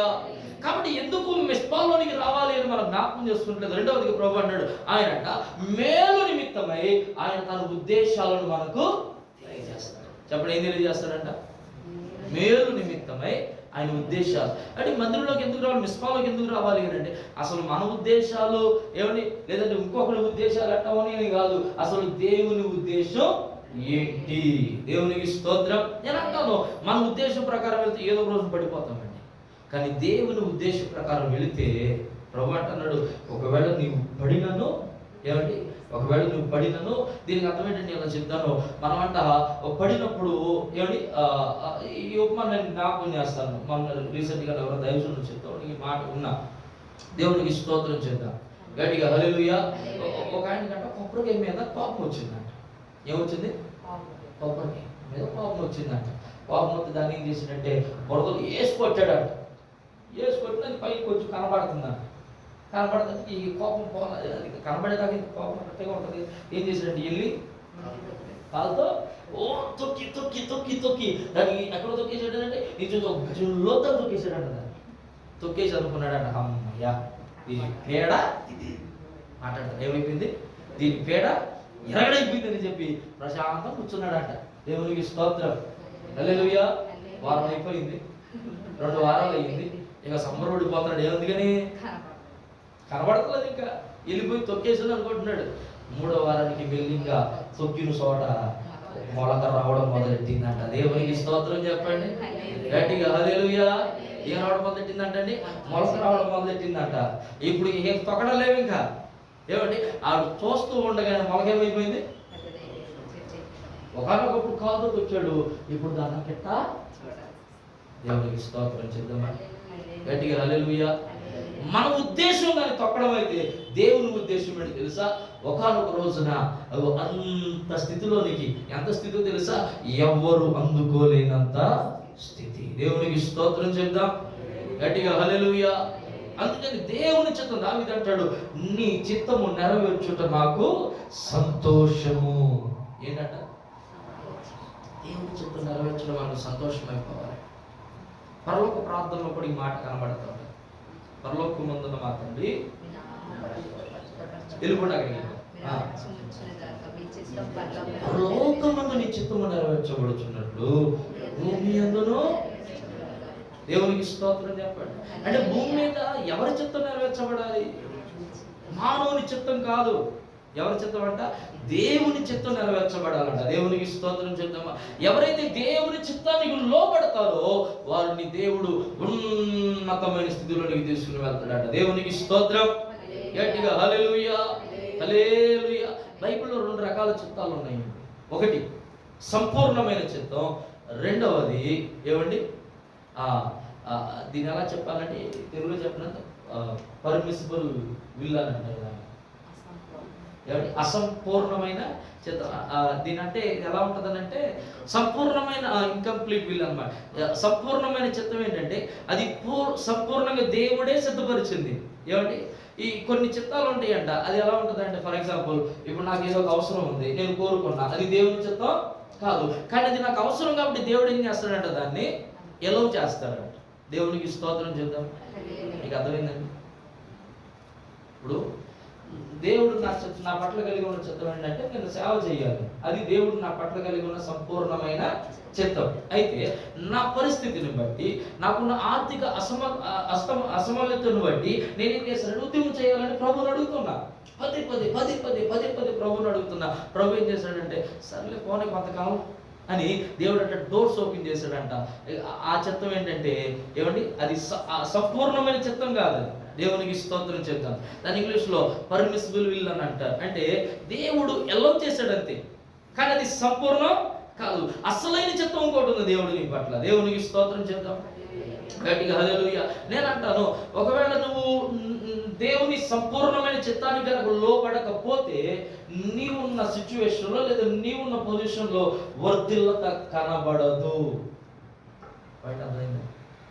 అది సంపూర్ణమైన చిత్తం కాకపోతే నీవున్న పొజిషన్లో వర్ధిల్లత కనబడదు. అక్కడ వర్ధిల్లత కనబడటం అంటే ప్రభు నీ ప్రార్థనలకు దాన్ని ఏం చేశాడు, ఎలా చేశాడంతే. కానీ దేవుడు నీ పట్ల కలిగి ఉన్న ప్రణాళిక వేరు. ఆ ప్రణాళికను కనుక నువ్వు తెలుసుకోగలిగితే, ఈ మాటలు చెప్తున్నాను, గిద్యోను ఎక్కడికి వెళ్ళాడు, దాక్కున్నాడు. ఏమండి గానుగ చాటున దాక్కున్నాడు. మొన్న ఒక దైవజనుడు మాట్లాడితే ఇలా అన్నాడు, గానుగ చాటున దాక్కున్నాడు అంటే భయం వేసి కాదు అబ్బాయి, గోధుమ కోసం వెళ్ళి అక్కడ ఉన్నాడు అంతే అన్నాడు. దేవునికి స్తోత్రం చెప్పాడు. గట్టిగా హల్లెలూయా. దేనికి వెళ్ళి ఉన్నాడంట, గోధుమల కోసం వెళ్ళి అక్కడ ఉన్నాడు అంతే. అది భయం వేసి కాదు. ఆ గిద్యోను చాలా పరాక్రమవంతుడు. మేబీ ఆ కోణంలో కూడా దాన్ని ఆలోచన చేస్తూ కరెక్ట్ అయ్యి ఉండొచ్చు. దేవునికి స్తోత్రం చెప్తాం. గట్టిగా హల్లెలూయా. కానీ గానుగ చాటున ఉన్నటువంటి గిద్యోనుతో దేవుడు మాట్లాడుతున్నాడు, పరాక్రమము కలిగిన బలార్జుడా. సో గిద్యోను యొక్క స్వచిత్తం ఏంటంటే ఏమండి, గోధుమలు దులుపుకుని, గోధుమలు తొలగొట్టుకుని, వాటిని పిండి చేసుకుని, రొట్టెలు కాల్చుకుని అలా బ్రతికేద్దాం అనుకున్నాడు. అర్థమైందండి? అలా బ్రతికేద్దాం అనుకున్నాడు. కానీ దేవుని చిత్తం ఏంటి, సంపూర్ణమైన చిత్తం ఏంటి, గిద్యోను ఇశ్రాయేలీయుల పక్షముగా నిలబడాలి, శత్రువులతో పోరాటము చెయ్యాలి, శత్రువులను జయించాలి. గిద్యోను ఇశ్రాయేలీయులకు ఒక న్యాయాధిపతిగా ఉండాలి. ఇది దేవుని సంపూర్ణమైన చిత్తం. దేవునికి స్తోత్రం చేద్దాం. గట్టిగా హల్లెలూయా, హల్లెలూయా. ఈ కోణాన్ని మనం ఆలోచిస్తే యోనా తర్షీషు పోవాలనుకున్నప్పుడు ఆపొచ్చుగా దేవుడు. అసలు వాడు ఎక్కే ముందే వాడు ఎక్కడానికి ఈ బల్ల అంటే ఉంటుంది కదా, ఆ బల్లను పడగొట్టేది, వాడు ఎక్కే ముందు బల్లను పడగొట్టేది, పడిపోయి కాలు ఇరిగిపోతే అయిపోయేదిగా, ఎలగొట్ట అయిపోయేవాడేవుగా.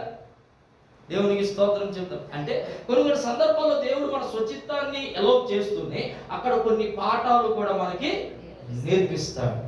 నేర్పించి సంపూర్ణమైన చిత్తములోనికి తీసుకువస్తాడు. అప్పుడు మనము ఆ సంపూర్ణమైన చిత్తములో నుండి ఇక వెన్ను తిరగము. దేవునికి స్తోత్రం చెప్తామా? గట్టిగా హల్లెలూయా, హల్లెలూయా. లేఖనాల్లో ఇర్మియా గ్రంథంలో అనుకుంటే నీ మాట రాయబడి చదవని అవసరం లేదు, కానీ దేవుని మాటలను అర్థము చేసుకున్నట్టుకు ఆయన ఆలోచన సభలో నిలువదగిన వాడెవడు అని అంటాడు. ప్రశ్న వేస్తూ దేవుని మాటలను అర్థం చేసుకున్నట్టుకు ఆయన ఆలోచన సభలో నిలువదగిన వాడు ఎవడు? యోబు గ్రంథంలో కూడా యోబు స్నేహితులు వచ్చారు, అంటాడు యోబుని, నీవు దేవుని ఆలోచన సభలో చేరి ఉన్నవాడవా, నీవు జ్ఞానవంతుడవా, మాకు మా పితరులకు తెలియనిది నీకు తెలిసి ఉన్నదా అని ఇలా మాట్లాడుతూ ఉంటారు. దేవునికి స్తోత్రం చేద్దాం గట్టిగా హల్లెలూయా. నేను అంటాను, ఆయన ఆలోచనను, ఆయన ఉద్దేశాన్ని, ఆయన తలంపులను, ఆయన చిత్తాన్ని మనం తెలుసుకోవాలంటే ఆయన ఆలోచన సభలోనికి రావాలి. ఏంటి ఆయన ఆలోచన సభ? ఎక్కడ జరుగుతుంది అంటే, ఇదిగో ప్రభు అన్నాడు, మిస్పాలో జరుగుతుంది. దేవునికి స్తోత్రం. ఎందుకు ఇశ్రాయేలీయులు మిస్పాలోకి రమ్మని ప్రభు మాట్లాడుతున్నాడంటే, రెండవదిగా దేవుడు అక్కడ తన ఉద్దేశాలు బయలుపరుస్తాడు. దేవునికి స్తోత్రం చెప్పండి. నా పట్ల ఏ ఉద్దేశం కలిగి ఉన్నాడు దేవుడు తెలియజేస్తాడు. అన్నయ్య పట్ల ఏ ఉద్దేశం కలిగి ఉన్నాడు దేవుడు తెలియజేస్తాడు. ఆ అన్న పట్ల దేవుడు ఉద్దేశాన్ని కలిగి ఉన్నాడు. నేను అంటాను, ఆ మిస్పాలో నిలవబడిన ప్రతి వారి పట్ల దేవుడు ఏ ఏ ఉద్దేశాలు కలిగి ఉన్నాడో అక్కడ మాట్లాడతాడు. దేవునికి స్తోత్రం. ఈ కోణాన్ని మనం జ్ఞాపకం చేసుకుంటే దీనికి ఇంకో పేరు కూడా పెట్టుకోవచ్చు, మాట్లాడే దేవుడు అక్కడ ఉన్నాడు. ఎక్కడ? మొట్టమొదటిగా కనిపెట్టే దేవుడు ఉన్నాడు అక్కడ, రెండవదిగా మాట్లాడే దేవుడు ఉన్నాడు. దేవునికి స్తోత్రం చెప్పండి. నేను మందిరానికి ఎందుకు వెళ్తాను అంటే చెప్పండి, మాట్లాడే దేవుడు ఉన్నాడు అందుకే వెళ్తున్నాను అంటే ఏమన్నానంటే, నాతో మాట్లాడే దేవుడు ఉన్నాడు అక్కడ. మాట్లాడే దేవుడు నీవు, రప్పవు నీవు కాదు, మాట్లాడని రప్పవు నీవు. హల్లెలూయా. ఇంతే. ఎందుకు వెళ్తున్నారు మందిరానికి అంటే, ఒకటి నన్ను కనిపెట్టే దేవుడు అక్కడ ఉన్నాడు, నన్ను పోషించే దేవుడు అక్కడ ఉన్నాడు, నన్ను కొన్న దేవుడు అక్కడ ఉన్నాడు. రెండవదిగా చెప్పాలంటే ఎందుకు వెళ్తున్నారు మందికి లేదు, నువ్వు ఎవరైనా అడిగి మందిరానికి వెళ్తారా అనుకోండి, ఎందుకు రావాలని చెప్పాడు అంతే. అక్కడ మాట్లాడే దేవుడు ఉన్నాడు, నాతో మాట్లాడాడు, నీతో కూడా మాట్లాడతాడు. దేవునికి స్తోత్రం. గట్టిగా చేద్దాం హల్లెలూయా, హల్లెలూయా. ఒకరితో మాట్లాడి ఇంకొకరితో మాట్లాడకుండా ఉండడానికి ఆయన పక్షపాతి కాదు అని అంటాడు మత్తయి సువార్తలో అనుకుంటాను, నీతిమంతుల మీదను అనీతిమంతుల మీదను ఆయన ఒకే రీతిగా వర్షమును కురిపిస్తా ఉన్నాడంట. దేవునికి స్తోత్రం. యోవేలు గ్రంథంలో కూడా జ్ఞాపకం చేసుకున్నాం కదా, ఆయన కుమారులు కుమార్తెల మీద మాత్రమే కాదు, పనివారు పనికెత్తల మీద కూడా ఆయన ఆత్మను కుమ్మరిస్తున్నాడంట. దేవునికి స్తోత్రం చేద్దాం గట్టిగా హల్లెలూయా, హల్లెలూయా. కాబట్టి ప్రభు మాట్లాడుతున్నమాట. రెండవ అనుభవం ఏంటంటే, మాట్లాడే దేవుడు అక్కడ ఉన్నాడు, ఉద్దేశాన్ని బయలుపరిచే దేవుడు అక్కడ ఉన్నాడు, చిత్తాన్ని తెలియజేసే దేవుడు అక్కడ ఉన్నాడు, నీ పట్ల ఆయన ప్రణాళిక ఏం కలిగి ఉన్నాడు దాన్ని తెలియజేసే దేవుడు అక్కడ ఉన్నాడు. నువ్వు మిస్పాలోకి వచ్చి మూడవ అనుభవం అక్కడ అంటాడు, సమూయేలు, మొదటి సమూయేలు గ్రంథము 7వ అధ్యాయము 5వ వచనం, ఇశ్రాయేలీయులందరినీ మిస్పాకు పిలువనప్పుడు నేను మీ పక్షముగా యెహోవాకు ప్రార్థన చేస్తాను. దేవునికి స్తోత్రం చెప్పండి. మూడవ అనుభవం మీకు చెప్పి ఈజీగా ఇంకా అర్థమైపోతుంది. ఇంకా 2 పాయింట్లు చెప్పి 3వ పాయింట్ చెప్పవచ్చు. ఏ దేవుడు ఉన్నాడు అక్కడ? ప్రార్థన ఆలకించే దేవుడు ఉన్నాడు అక్కడ. దేవునికి స్తోత్రం చెప్పండి. ఏ దేవుడు ఉన్నాడు మిస్పాలో? ప్రార్థన ఆలకించే దేవుడు అంట. ఆయనకు ఒక పేరు పెట్టబడింది, ప్రార్థన ఆలకించువాడా. చెప్పండి, ఏం పేరు అంటే? ఆయనకి పెట్టబడిన పేరేంటి? ప్రార్థన ఆలకించువాడా, సర్వ శరీరుని యొద్దకు వచ్చి ఆయన అంటాడు. మందిరాన్ని కట్టిన తర్వాత మాట్లాడతాడు కదా ప్రభు, ఏమని మాట్లాడతాడండి? ఈ మందిరము మీద నా కనుదృష్టి నిలిచి ఉన్నది, ఈ స్థలమును చేయబడు ప్రార్థనను నేను చెవియొగ్గి ఆలకించి ఆ ప్రార్థనలకు ప్రతిఫలమును ఇస్తాను. దేవునికి స్తోత్రం చెప్తారా? ఎందుకు మిస్పాలోకి రావాలి? ఎందుకు ప్రభు మిస్పాలోకి రమ్మంటున్నాడంటే, అక్కడ ప్రార్థన ఆలకించే దేవుడు ఉన్నాడు. హిజ్కియా ప్రార్థనను ఆలకించిన దేవుడు ఎవడు? బైబిల్ గ్రంథంలో హన్నా ప్రార్థనను ఆలకించిన దేవుడు. ఇదిగో అన్న పరుగులు పెట్టుకుని వచ్చేసింది తనకు నింద కలిగినప్పుడు. వచ్చి ఏమిటి ఏం చేయట్లేదు, మూలుగుతుందంట. అదొక రకమైనటువంటి మూలుగు, బాధతో కూడినటువంటి మూలుగంట. ఆ మూలుగు చూసి లోపల నుంచి వచ్చిన యాజకుడు, ఏంటి మత్తురాలవై అంటే ఆ మాట కంట ఏమంటదంట, అయ్యా నేను మత్తురాలనే కదయ్యా, నాకున్న దుఃఖము, నాకున్న బాధ, నాకున్న నింద అవమానాన్ని బట్టి నాకు ఈ మూలుగు, ఈ రోదన వస్తుందయ్యా. దేవునికి స్తోత్రం చెప్పండి. హల్లెలూయా. అద్భుతమైన మాట చెప్తారు. ఏ యాజకుడైతే అన్న దగ్గరికి వచ్చి మత్తురాలవి అని ఆమె గురించి ఏమండి, లేదంటే ఆమె చేస్తున్న పనుల గురించి తెలియక మాట్లాడాడు, ఇప్పుడు అదే యాజకుని నోటి ద్వారా దేవుడు పలికిస్తున్న మాట, క్షేమము కలిగిన ఇంటికి వెళ్ళు. దేవునికి స్తోత్రం చెప్పండి గట్టిగా హల్లెలూయా. ఏ కలిగి ఇంటికి వెళ్ళమని చెప్పించాడు? ఏ యాజకుడైతే అన్నాడో అదే యాజకుడితో ఇప్పుడు మాట్లాడుతున్నాడు. ఏమిటి నేను అంటాను, హన్నాతో డైరెక్ట్గా చెప్పొచ్చు కదా దేవుడు. ఇది ఒక అద్భుతమైన పాయింట్, ఒక అద్భుతమైన అంశం ఇది. నేనంటాను, హన్న అంత రోధిస్తుంటే మందిరంలో దేవుడి స్వరం ఎత్తి, హన్న నీ ప్రార్థన నేను. హిజ్కియా ప్రార్థన చేశాడు, హిజ్కియాతోనే చెప్పొచ్చు కదా దేవుడు, హిజ్కియా నీ ప్రార్థన నేను విన్నాను.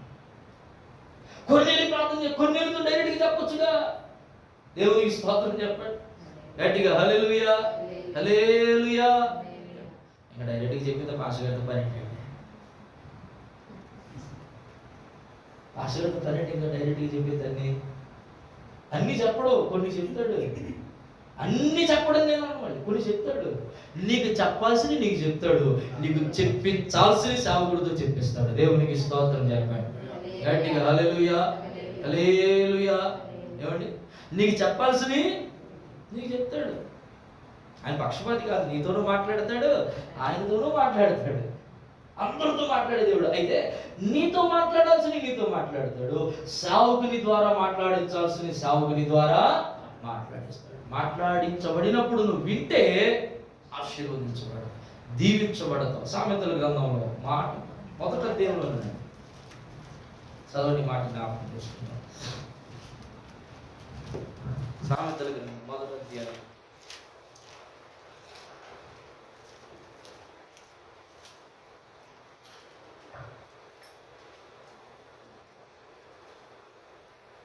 25వ వచనం 23వ వచనం నుండి చదువుతాం.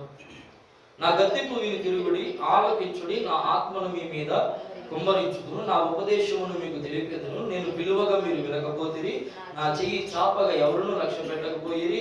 నేను చెప్పిన బోధ ఏమీ మీరు వినక త్రోసివేసిదిరి, నేను గద్దింపగా లోబడక పోతే. దేవునికి స్తోత్రం చెప్తారు. ఇవన్నీ చెప్తాడు. పైన మాట రాశాడు ప్రారంభంలో, మీరు గద్దింపునకు లోబడితే మీ మీదకి నా ఆత్మను, సో ఆత్మను కుమ్మరించదు అన్న మాటలో ఆత్మను పొందుకోవాలి అంటే ఇంకొక దానికి మనం లోబడాలి. ఆ లోబడవలసింది ఏంటో తెలుసా, సేవకుని గద్దింపునకు మనం లోబడాలి. దేవునికి స్తోత్రం చెప్తామా గట్టిగా, హల్లెలూయా హల్లెలూయా. ఏమంటే ఇక్కడ సమూయేలు అంటున్నాడు ఇశ్రాయేలు అందరినీ, అయ్యా ఇశ్రాయేలు అందరూ మీరు వచ్చేసే మిస్పాలోకి వచ్చేస్తే ఆ సమూయేలు అంట, నేను మీ పక్షముగా ప్రార్థన చేస్తాను. ఎవరంట? ప్రార్థన చేయమంటలా, ఫస్ట్ ఏమంటున్నాడు, మీరు రండి నేను మీ పక్షముగా ప్రార్థన చేస్తాను. దేవునికి స్తోత్రం చెప్దామా హల్లెలూయా. ఎందుకో తెలుసా, అక్కడ ప్రార్థన ఆలకించు దేవుడు ఉన్నాడు. బైబిల్ గ్రంథంలో చాలా సందర్భాల్లో ప్రభు మాట్లాడుతున్న మాట, నీ ప్రార్థన నేను అంగీకరించి ఉన్నాను. ఏమంటున్నాడు? నీ ప్రార్థన నేను అంగీకరించి ఉన్నాను. ఇప్పుడు హిజ్కియా దగ్గరికి ప్రవక్త వచ్చి చెప్పాడు. నేను అంటాను, ప్రవక్త చెప్పిన మాట గద్దింపు, ఖచ్చితంగా గద్దింపే. ఎందుకని? అరే బాబు చచ్చిపోవకుండా నువ్వు నీ ఇంటిని చక్కబెట్టుకొని అన్నాడు. గద్దింప కదా మరి. చక్కబెట్టుకున్న మాటలో అర్థం ఏంటంటే, సరి చేసుకోవాల్సింది సరి చేసుకో, విడిచిపెట్టాల్సింది విడిచిపెట్టుకో, లేకపోతే సాయంత్రానికి అయిపోతాం. ఇంకా దేవునికి స్తోత్రం. ఈ సాయంత్రానికి అయిపోయే లోపు నువ్వు కనుక సరి చేసుకుంటే బతికి బాగుపడతావు, లేకపోతే పరదేశులు. దేవునికి స్తోత్రం చెప్పి గట్టిగా హల్లెలూయా హల్లెలూయా. యాత్రది పరలోకం యాత్ర. ఏమంటే ప్రభువు అంటున్న మాట ఏంటంటే, ప్రార్థన ఆలకించబడాలి. చెప్పండి, ఏం చేయబడాలంట? ప్రార్థన ఆలకించబడాలి. ఆలకించే దేవుడు ఉన్నాడు. అయితే ప్రార్థన ఆలకించబడేటట్లు మనం ప్రార్థన చేస్తున్నామా? ఇది ప్రాముఖ్యమైన విషయం. దేవునికి స్తోత్రం. ఆలకించే దేవుడు ఎప్పుడు సిద్ధంగానే ఉన్నాడు, కనిపెట్టే దేవుడు ఎప్పుడు సిద్ధంగానే ఉన్నాడు, మాట్లాడే దేవుడు ఎప్పుడు సిద్ధం. ఆయనలో మార్పు లేదు. దేవునికి స్తోత్రం చేద్దాం. మార్పు లేని దేవుడును నేను అంటున్నాడు ఆయన. మనుషులైనా మారతారేమో కానీ నేను మారను అని అంటాడు. దేవునికి స్తోత్రం చెప్పండి. ఆయన ఖచ్చితంగా చెప్పేశాడు, నేను మారను, అంతే అంతే. అయితే ప్రభు అంటున్న మాట ఏంటో తెలుసా, మీరు మారి నా యుద్ధకు కనుక వస్తే, మీరు నా గద్దింపునకు లోబడి నా వైపునకు మీరు మరలా తిరిగితే, నా మాటను వినుటకు మీరు ఇష్టపడితే, నా మాటను మీరు అంగీకరిస్తే, నేను మీరు చేయు ప్రార్థనలను వింటాను. దేవునికి స్తోత్రం. గట్టి చేద్దాం. హల్లెలూయా, హల్లెలూయా. అంటే ప్రార్థనలో సావుకుడు వాక్యం చెప్పాడంటే, ఆవగిందంత విశ్వాసం ఉండి నీడలా ఓ సంగమా, ఆ కంబడి చెట్టు వెళ్ళి సముద్రంలో పడవలగానే పడిపోతుంది. ఈ మాట ఒక్కటి పట్టుకుందంటే ఒక ముసలమ్మాయి బలంగా నాటుకుపోయిందంటే మాట. ఆవగిందంత విశ్వాసం. సార్ ఆవగిందంటే నా గుండెలో గుప్పుడు అవుతుంది. ఈ గుప్పిడిలో ఇన్ని ఆవగిందలు పడతాయి.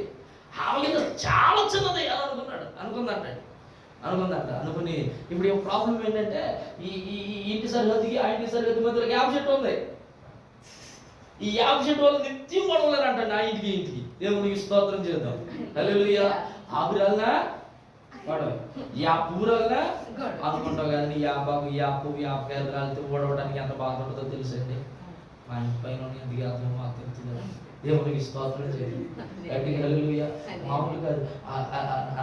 ఆ రెండు సందులోకి వెళ్ళిపోతా దాన్ని ఊడ్చి చూసినా రాదే మళ్ళీ వంగి దాన్ని తీయాలి. అసలు మామూలు బాధ కదండి. యాపాకుని యాపూలు ఓడవడం అంటే పల్లెటూరులో తెలుసుంది, కొంచెం ఐడియా ఉండదు. దేవునికి స్తోత్రం చేద్దాం. ఇక ఈ ఇసుక పడలేక రోజు పడవాలంట. దేవునికి స్తోత్రం చెప్పండి. సరే కొట్టేద్దామనంటే మళ్ళీ నాకు సగం అంటున్నాను. ఇక అది కొట్టేయడానికి లేకుండా పోతుంది. అది ఉండడం వల్ల రోజు గొడవలు సమాధానం లేకుండా పోతుంది. ఇక ఇది ఉందిగా ఏముంది ఆవగిందంత విశ్వాసం. కంబల చెట్టు వెళ్ళిపోయిందని అంటే అసలు కంబల చెట్టు వెళ్ళిపోయిందంటే అసలు కంబల చెట్టు యాప చెట్టు అట్లే ఎత్తది వెళ్ళిపోయిందంటే తలుపు తీసి తిన్నంగా యాప చెట్టు తిన్నంగా గోరు పట్ట వేసిందంటే మోకాలు వేసిందంటే ఇక ప్రార్థన చేయాలి. ప్రభువా ఆవగిందంత విశ్వాసం నేల కంబల చెట్టు వెళ్ళిపోయింది అన్నావయ్యా, యాప చెట్టు యేసునామములో అని కలిసిందంటే ఎలా మళ్ళీ కడుపు వచ్చింది. మళ్ళీ యేసునామములో. ఈ లోపల ఇంకో వాక్యం గుర్తొచ్చింది. ఏ వాక్యం? వాడు గద్దింపగా మరీ ఎక్కువగా కేకలు వేసాను. ఎవరు గుడ్డోడు బతు. దేవునికి స్తోత్రం చేయడు. ఇప్పుడైతే మరి సౌండ్ పెంచింది. యేసునామములో చెడ్డ ఎక్కడికి వెళ్తుంది? దేవునికి స్తోత్రం. ఇక 5 సార్లు ఈ ప్రాసెస్ అంతా అయిపోయేసరి ఇక ఈ దేనితో పట్టడం మొదటి తెలిసి అంతా అయిపోయినాక పాస్టర్ గారు చెప్పాడు. అసలు ఈయన ఉన్న చోటన ఉండనే ఉండడు అసలు పాస్టర్ గారు. ఈయనే పాస్టర్ గారు అని చెప్పి వచ్చేసి పాస్టర్ గారి మీద దేవునికి స్తోత్రం చెప్పాడు. గట్టిగా హల్లెలూయా, హల్లెలూయా. ఏమనుకున్నాం? ప్రార్థన. మీరు ప్రార్థన చేయనప్పుడు అది 6వ అధ్యాయం చదువుకుంటారు.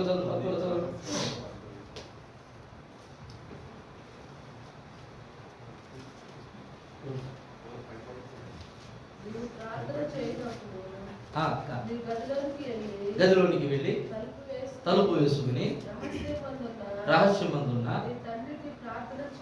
తండ్రికి ప్రార్థన చేయము.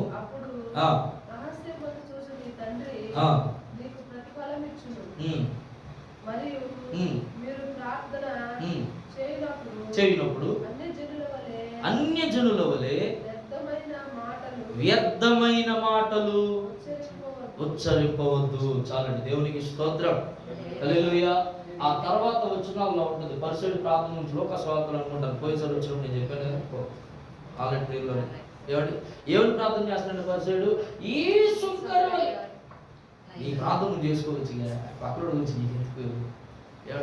ఇదే తెచ్చిపెట్టి చేయకూడదని ప్రార్థన అంటే ఆడిలాగా నేను చేయట్లేదు, ఆడిలాగా నేను అనట్లేదయ్యా, ఆడి దశ భాగం అనట్లేదు, నేను ఎత్తనానయ్యా. నువ్వు ఇస్తే ఇవ్వు, ప్రభు నిన్ను ఆశీర్వదిస్తాడు. మధ్యలో గాడిని తీసుకురావడం వచ్చి ఆశీర్వాదం పక్క వెళ్ళిపోతుంది. దేవునికి స్తోత్రం చేద్దాం. నిజమండి, నిజం. మన ప్రార్థన చేయనప్పుడు అంటే ఎలా చేయాలి? అన్య జనుల వల్ల మనం ఏం చేయకూడదంట? వ్యర్థమైన మాటలను.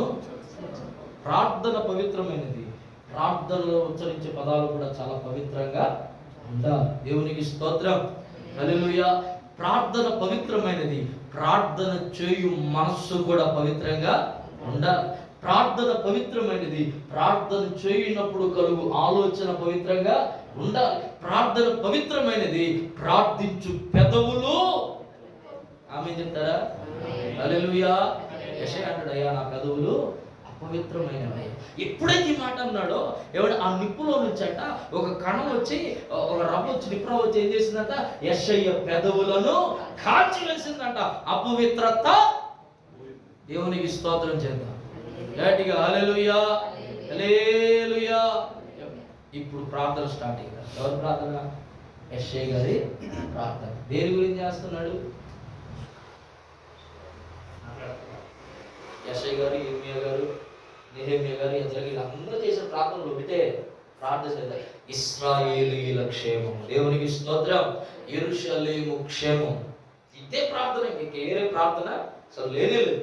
దేవునికి స్తోత్రం చెప్పండి గట్టిగా. హల్లెలూయా, హల్లెలూయా. ప్రార్థన చేస్తా ఉండగానే ప్రభువుకి దర్శనం చూపించడం మొదలు పెట్టేసి, నేను అంటాను ప్రార్థన ఆలకించబడేదిగా ఉండాలి. ఎందుకంటే మిస్పాలో ఆ ప్రార్థన ఆలకించే దేవుడు. చెప్పండి. ఒకటి, కనిపెట్టే దేవుడు ఉన్నాడు. రెండు, అంటే మందిరంలోకి వచ్చేటప్పుడు నువ్వు గుర్తుంచుకోవాలి ఏంటి తెలుసా, ఇక్కడ కనిపెట్టే దేవుడు ఉన్నాడు. కాబట్టి జాగ్రత్త కదా, నరపుత్రుడు చక్కగా జాగ్రత్త. అసలు మందిరంలోకి అడుగు పెట్టేటప్పుడు జాగ్రత్తగా చూసుకుని అడుగు పెట్టాలండి. ఎందుకు తెలుసా, అన్నాడు మందిర గుమ్మం దగ్గరంట దహించు అగ్ని ఉన్నటువంటి దేవుడు నిలబడి ఉంటాడు అంటండి. అపవిత్రమైనటువంటి వారంగా మనం అడుగు పెడతా ఉంటే ఆయన ఊరు కూడా అంట రోషము కలిగి ఆయన దహించేస్తాడంట. దేవునికి స్తోత్రం చెప్పాడు గట్టిగా. హల్లెలూయా. చాలా మంది దహించబడేవాళ్ళు లేదు, తగ్గిపోయింది. అదే ప్రభు అన్నాడు, నువ్వు లోపల అడుగు పెట్టినప్పుడు గుర్తుంచుకోవాల విషయం, ఆయన కనిపెట్టే దేవుడు. రెండవది, మాట్లాడే దేవుడు ఉన్నాడు. మూడవది, ముగించమంటారు, గురించి చెప్పమంటారు? చెప్పేది. దేవునికి స్తోత్రం. చదవండి, 6వ వచనం చదువుదాం. వారు మిస్పాలో కూడుకొని నిలిచేది, యెహోవా సన్నిధిని కుమ్మరించి ఆ దినము ఉపవాసం ఉండి యెహోవా దృష్టికి మేము పాపాత్ములమని ఒప్పుకొనిరి. ఏం ఒప్పుకున్నారంట? అందరూ చెప్పాలి. ఏం ఒప్పుకున్నారంట? పాపాత్ములమని. అంటే ఒప్పుకున్నారు అని అంటే ఎక్కడ ఒప్పుకుంటాం? చెప్పాలి. ఎక్కడ ఒప్పుకుంటాం? ఒక తప్పు చేసామనుకోండి, ఆ తప్పుని ఎక్కడ ఒప్పుకుంటాం? నేను ఎలా అంటాను, ఫర్ ఎగ్జాంపుల్, ఇప్పుడు అన్నయ్య నేను ఉన్నాను, అన్నయ్యకి నాకు చిన్న గొడవ అయింది, లేదా సమ్ మిస్అండర్స్టాండింగ్ వచ్చింది, ఏదో అది వచ్చింది. ఇప్పుడు నేను ఆ మిస్టేక్ని, ఆ తప్పుని అక్కడికి వెళ్ళి ఒప్పుకోవాలి అని అంటే ఆయన ఎలా ఉండాలో తెలుసా?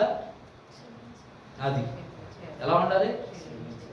ఆ గుణం లేకపోతే నేను అసలు ఆడి దగ్గరికి వెళ్ళేదంటే ఒకవేళ వెళ్ళిన ఆడి నన్ను అసలు క్షమించనే అన్నోడి దగ్గరికి వెళ్తానా? వెళ్ళగా.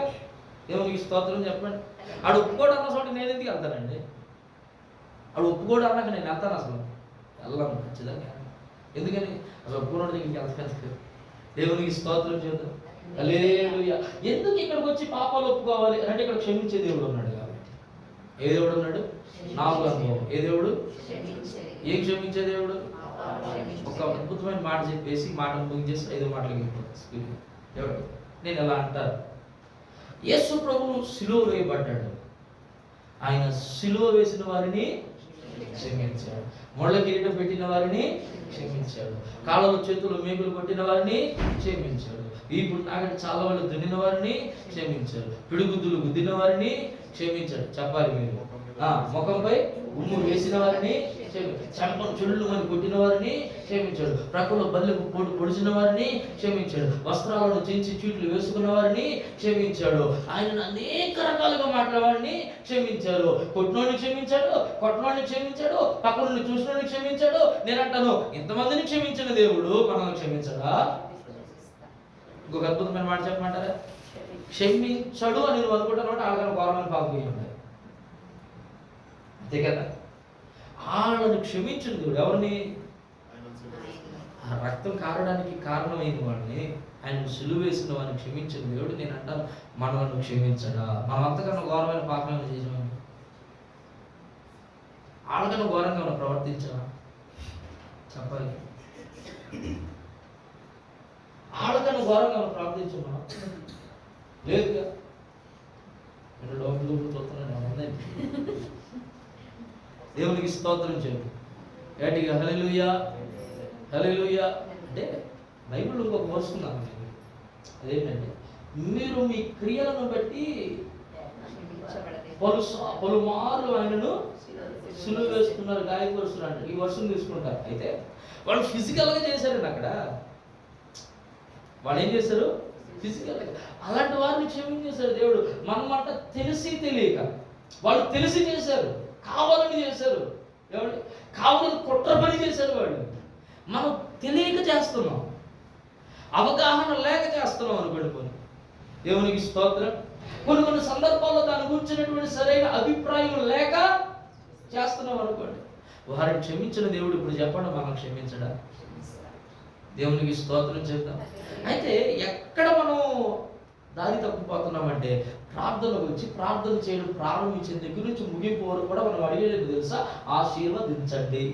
ఇదించడమే, ఆశీర్వదించండి, ఆశీర్వదించండి, ఆశీర్వదించండి. అంతేగాని నేను అంటాను, ప్రార్థన ప్రారంభానికి ముందు నీ స్థుతులు అయిపోయిన తర్వాత అయ్యా ఒకవేళ ఏ పరిస్థితుల్లోనైనా నా మాట ద్వారా కానీ, నా చూపు ద్వారా కానీ, నా తలంపుల ద్వారా కానీ, నా ఆలోచన ద్వారా కానీ, నా క్రియల ద్వారా కానీ, నా నడవడిక ద్వారా కానీ, నీ వినుట ద్వారా కానీ, చూచుట ద్వారా కానీ ఏదైనా పాపం ఉన్నావో క్షమించును అని ఎప్పుడైనా నీ ప్రార్థన ప్రారంభంలో అడిగావా?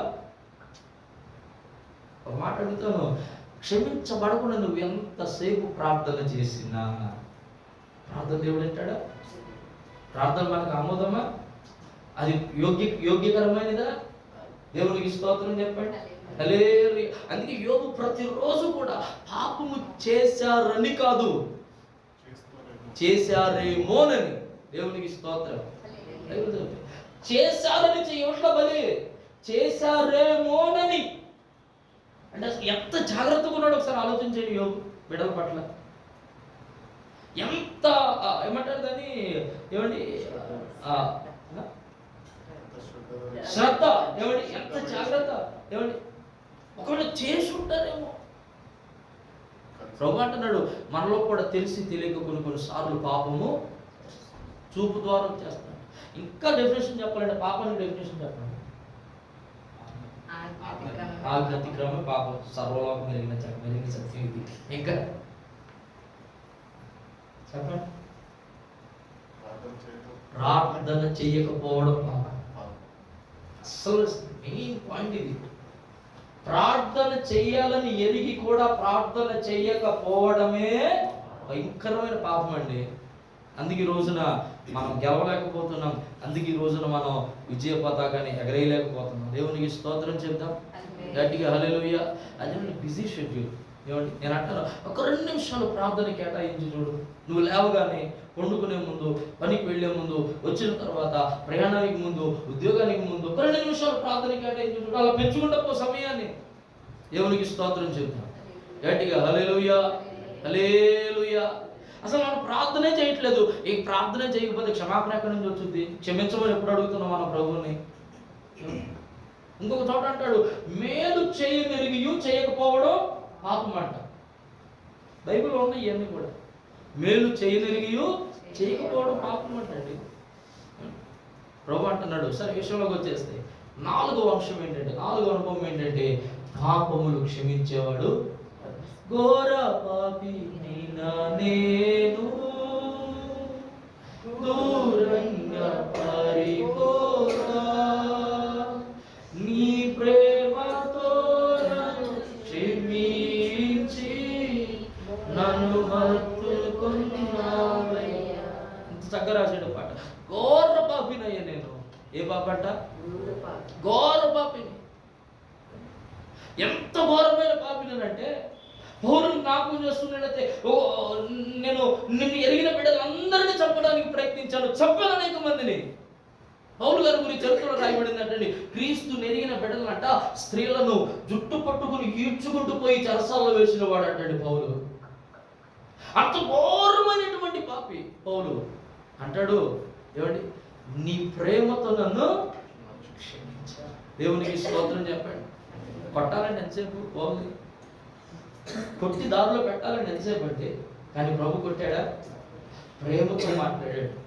సౌలా సౌలా నన్నేలా అయిపోయింది. ఇంకా అక్కడితో చాప్టర్ క్లోజ్. ఇంకా సౌలు చాప్టర్ ఆ మాటతోనే అయిపోయింది. ఇంకా దేవునికి స్తోత్రం చెప్తాను గట్టిగా హల్లెలూయా. హల్లెలూయా. ప్రభు అంటున్నాడు, మన పాపములు క్షమించబడితేనే ప్రార్థన ఆలకించబడితే, ప్రార్థన ఆలకించబడితేనే ఉద్దేశాలు తెలియచేయబడతాయి. ఉద్దేశాలు తెలియచేయబడితేనే దేవుడు నీ జీవితాన్ని అంచెలంచెలుగా ఆశీర్వదించడం మొదలు పెడతాడు. దేవునికి స్తోత్రం. హల్లెలూయా. చెప్పండి. ఒకటి, కనిపెట్టే దేవుడు, మర్చిపోకూడదు ఇంకా, అందుకే చెప్పాను. రెండు, మాట్లాడే దేవుడు. మూడు, ప్రార్థన ఆలకించే దేవుడు. నాలుగు, క్షమించే దేవుడు. అసలు నువ్వు అడగటమే ఆలస్యమైంది, క్షమించేస్తావు. అసలు అందులో మనం ఉన్నది కృపాకాలం. ఏ కాలం ఇది? అస్సలు నువ్వు ప్రభువా, నువ్వు అసలు మోకలేసి ప్రభువా క్షమించు అంటే చాలండి. ఏ మాత్రం వెనకడిగేయడా, అసలు ఏ మాత్రం కూడా, అసలు ఏంటి నువ్వు ఎవరు అనేది అసలు పట్టించుకొని నీకు క్షమించేస్తాడు అంతే. దేవునికి స్తోత్రం చెప్తాం. 4వ అనుభవం చదవండి. 6వ వచనంలో ఆఖరి మాట, మిస్పాలో సమూయేలు ఇశ్రాయేలీయులకు న్యాయము తీర్చుచు వచ్చెను. దేవునికి స్తోత్రం చెప్తాం. ఏ దేవుడు? న్యాయము తీర్చు దేవుడు ఇక్కడ ఉన్నాడు. ఎందుకు ఇశ్రాయేలీయులందరూ మిస్పాలోకి రమ్మంటున్నాడు తెలుసా? దేవుడు మిస్పాలో ఒకటి, కనిపెట్టే దేవుడు ఉన్నాడు. రెండు, మాట్లాడే దేవుడు ఉన్నాడు. మూడు, ప్రార్థన ఆలకించే దేవుడు ఉన్నాడు. కీర్తన గ్రంథం 20వ అధ్యాయం అంటాడు, ఆపత్కాలమందు నేను మొరపెట్టగా నీవు నాకు ఉత్తరం ఇచ్చితివి, సియోనులో నుండి నీవు నన్ను ఆదుకుంటివి. ఎవడు చక్కటి మాటలు అక్కడ, నువ్వు ఉద్ధరించావని అంటాడు, సహాయం చేసావని అంటాడు. ఎవడు నా కోరికను సిద్ధింపజేసిన ఆలోచన యావత్తును సఫలపరిచి. దేవునికి స్తోత్రం చేద్దామా? హల్లెలూయా. ఎంత చక్కటి ప్రార్థన అది. ఏమండి? ప్రార్థన ఆలకించే దేవుడు, ప్రార్థనకు ప్రత్యుత్తరం ఇచ్చే దేవుడు, ప్రార్థనకు జవాబునిచ్చే దేవుడు. ఆయన ప్రార్థనను విని మౌనంగా ఉండే దేవుడు కానే కాదు. 4వ మాట, ఆయన పాపములు క్షమించే దేవుడు. ఎంతటిదైనా సరే అసలు నువ్వు అడగడమే. కన్న తండ్రి పిల్లడు ఇంత పెద్ద దేవునికి స్తోత్రం. చిన్న స్టోరీ చెప్తా, చెప్పమంటారా? ఒక తల్లికి చట్టి పెట్టున్నాడంటే, వాడికి ఒక ఫ్రెండ్ ఉన్నాడంట. వీళ్ళది బాగా పూర్ ఫ్యామిలీ, వాళ్ళ ఫ్రెండ్ది ఏమో బాగా రిచ్ ఫ్యామిలీ అన్నమాట. వీడు తరచూ ఆ ఇంటికి వెళ్ళొస్తూ ఉంటాడు. ఈ పిల్లోడు తండ్రి లేడు, తరచూ ఇంటికి వెళ్ళి వస్తూ ఉంటాడు. అయితే ఒక రోజు నా ఇంటికి వెళ్ళి వస్తానంటే ఒక సూట్ తెచ్చాడు. వీళ్ళ అమ్మ ఎప్పుడో మాటలు అందంట, బాబు నీ చక్కలు సిరిగిపోయింది రాబోయే, గుండీలు పడిపోయింది రాబోయే, కొడతానికి ఏం లేదు, సూది లేదంట. ఇది మైండ్లో పడింది. ఆడ వెళ్ళాడు, వస్తా సూది తెచ్చాడంట. తెచ్చి సూది చమాది లేదన్నావు కదా సూదికి. ఇక్కడ అమ్మ సంతోషించుందా లేదా? ఎందుకని? నా కొడుకు లేదని చెప్తే తీసుకొచ్చి ఇచ్చాడు అని సంతోషంలో మర్చిపోయిన విషయం ఏంటో తెలుసా? ఎక్కడి నుండి తెచ్చావు. అయిపోయింది, చాప్టర్ క్లోజ్, ఫస్ట్ వన్. కొంతకాలానికి ఏమండి ఒక వెండి చెంబు తెచ్చాడంట. ఎందుకని? చెప్పింది ఏమని? అది ఈ పల్లెటూళ్ళన్నా ఈ డబ్బాలు ఉంటాయి, పెయింట్ డబ్బాలు ఉంటాయి కదా, పెయింట్ డబ్బాలు, తర్వాత పొలంలో మందులు కొట్టే డబ్బాలు, అది కోసి మనం వాడతాం. దేవునికి స్తోత్రం. అది పగిలిపోయింది. ఇది స్నానం చేయడానికి షెంపు లేదు. అదే మంచి షెంపు కొనుక్కుంటే బాగుంటుంది అన్నట్ట. దేవునికి స్తోత్రం చేయండి. ఇక అంతే, నిద్ర టైం కదా, అందుకని నవ్విస్తాను అనేసరికి ఈ షెంపు తెచ్చాడు. ఇప్పుడు సంతోషించింది. ఎందుకని? వెండి షెంపు కాస్ట్లీ, విలువైంది వెండి షెంపు తెచ్చేసాడు. సంతోషంలో ఇప్పుడు అడగలేదంట ఇది ఎలా వచ్చిందిరా అని. దేవునికి స్తోత్రం చేద్దాం. కొంతకాలానికి వాడు వయసు పెరిగింది. వయసు పెరుగుతో పాటు ఎలా తెస్తా ఉన్నాడంట. ఒక రోజు మంచి విలువైన బంగారు నగోడు పట్టుకొచ్చాడు గొలుసు ఆ ఇంట్లో నుంచి. ఇప్పుడు సూది పోయింది ఊరుకుంటారు, షెంపు పోయింది ఊరుకుంటారు, బంగారు గొలుసు పోతే ఊరుకుంటారని కేసు పెట్టారు. పోలీసులు ఎంక్వైరీ చేశారు. ఎవడు వచ్చారు ఇంటికి? ఇక వీళ్ళు రివర్స్లో వెళ్ళారు అనమాట. ఇప్పుడు ఇదన్నీ ఏమైనా పోయినాయా? పలానా చెంబు పోయింది, అప్పుడు ఎవడు వచ్చాడు? ఆడే వచ్చాడు. సూది పోయింది, అప్పుడు ఎవడు వచ్చాడు? ఆడే వచ్చాడు. ఇక ఏం లేదు, ఫైనల్ అయిపోయింది. ఇంకా వాడే చేశాడు. ఎందుకంటే వస్తూ పోయినప్పుడు అలా ముందు వచ్చినవారు, ఇంటికి వచ్చినవారు వాడే. ఇప్పుడు వాడు కనపడ్డాడంటే అరెస్ట్ చేశారంటే తీసుకెళ్ళి స్టేషన్లో పెట్టేశారు. ఈ విషయం వాళ్ళ అమ్మగారికి తెలియజేశారు. వాళ్ళ అమ్మ వచ్చేసి అయ్యా నా కొడుకుని ఎందుకు అరెస్ట్ చేశాడు, ఏ తప్పు చేశాడని ఉన్న విషయం అంతా చెప్పు చూసిన తర్వాత అప్పటికే అంటదట, నా కొడుకు తప్పు చేయడయ్యా, మీరు కావాలనే దేవునికి స్తోత్రం. నేను అంటాను అంటే ఇక్కడ నేను చెప్పాలని ఉద్దేశం ఏంటంటే ఆ తల్లి ప్రేమ ఏంటంటే ఏమండి, కొడుకు తప్పు చేసిన ఏమండి తన దృష్టిలో కొడుకు ఎప్పుడు హీరోనే. అవునా కదా? తన తండ్రి దృష్టిలో కొడుకు ఎప్పుడు కూడా హీరోనే. అది అసలు కొట్టి వేయలేనటువంటి నిజం అన్నమాట. దేవునికి స్తోత్రం చేద్దామా గట్టిగా హల్లెలూయా. ఇలాంటి సందర్భంలో నేను అనుకుంటాను అప్పుడప్పుడు కొంతమంది తల్లిదండ్రులను విరోధులుగా అయిపోతా ఉంటే అసలు ఏమొచ్చింది, ఏ పరిస్థితి, ఎందుకు ఇలా? దేవునికి స్తోత్రం గడి చేద్దాం హల్లెలూయా. కొన్నిసార్లు మనం కూడా తల్లిదండ్రులు మీరు విరోధంగా మాట్లాడేస్తూ ఉంటాం కదా, కానీ వాళ్ళు మనల్ని ఎప్పుడు కూడా ఎలా చూస్తారో తెలుసా? హీరోలాగానే చూస్తారు. దేవునికి స్తోత్రం చేద్దాం గట్టిగా హల్లెలూయా హల్లెలూయా. నేను ఎందుకు చెప్పాలనుకున్నానంటే ఈ మాట ఏమంటే, కొడుకు తప్పు చేసిన తల్లి అయినా తండ్రి అయినా వాళ్ళు ఏమంటారు తెలుసా? తప్పు చేయలేదని అంటారు. ఎందుకంటే ఆ ప్రేమ, ఆ కన్న ప్రేమ, లేదంటే దాన్ని ఇంకో మాట్లాడు పేగు ప్రేమ అని కూడా అంటారు. ఏమంటారు? పేగు ప్రేమ అని కూడా అంటారు. దేవునికి స్తోత్రం చేద్దామా గట్టిగా హల్లెలూయా హల్లెలూయా. అలాంటిది తల్లిదండ్రులే కొడుకు పట్ల కుమార్తెల పట్ల అంత ఇదిగా ఉంటే మన దేవుడు మన పట్ల న్యాయము తీర్చుటల్లో సందేహిస్తాడంటారా? దేవునికి స్తోత్రం చెప్పండి. తన బిడ్డల పట్ల న్యాయం తీర్చుడాలని అసలు ఎక్కడికి వేస్తాడంటారా? వెయ్యనే వేయడు. ఆయన ఒక పేరు ఉంది, ఆ పేరు ఏంటండి? న్యాయకర్త. చెప్పండి ఏం పేరు? న్యాయకర్త. ఒక వారం నేను ఇదే వాక్యం తీసుకుని కర్త అనే అంశం మీద వాక్యం ప్రసంగం చేయాలని ప్రిపేర్ అవుతున్నా. ఈ లోపల వార్త వచ్చింది, మా చర్చిలో ఒక ఆవిడికి హార్ట్ అటాక్ వచ్చేసిందని చెప్పి పరిగెత్తుకుంటూ వచ్చేసి నా దగ్గర హార్ట్ అటాక్ వచ్చేసారండి. వెంటనే వెళ్ళి కాల్ చేసిన హాస్పిటల్కి తీసుకెళ్ళిపోయింది. దేవునికి స్తోత్రం చెంది ఇక అది అక్కడ అయిపోయింది. కర్త దానికి చెప్పలేక దేవునికి స్తోత్రం. ఇక అసలు ప్రిపరేషన్ కూడా అవ్వలేక అది జస్ట్ అలా తీసి ఆ పాయింట్ మీద అలా జస్ట్ ఆలోచన చేస్తున్నా ఏం చెప్పాలి ఏంటని. దేవునికి స్తోత్రం చేద్దాం గట్టిగా హల్లెలూయా. ఆయనకి పెట్టబడిన పేరు ఏంటంట? న్యాయకర్త. ఆయన న్యాయమును జరిగించేవాడే కానీ అన్యాయస్తుడు. బైబిల్లో రాయబడింది, నీవు చూపిన ప్రేమను మరుచుటకు, నీవు చేసిన పరిచర్యను మరుచుటకు నీ దేవుడు అన్యాయస్తుడు కాడు. దేవునికి స్తోత్రం చెప్దామా? మీ పక్కన వారికి చెప్పండి, మీ దేవుడు అన్యాయస్తుడు కాదు. నేను అంటే మీ పక్కన శేఖరికి చెప్పండి, దేవుడు నిశ్చయముగా నీ పక్షాన న్యాయమును జరిగించునుగా.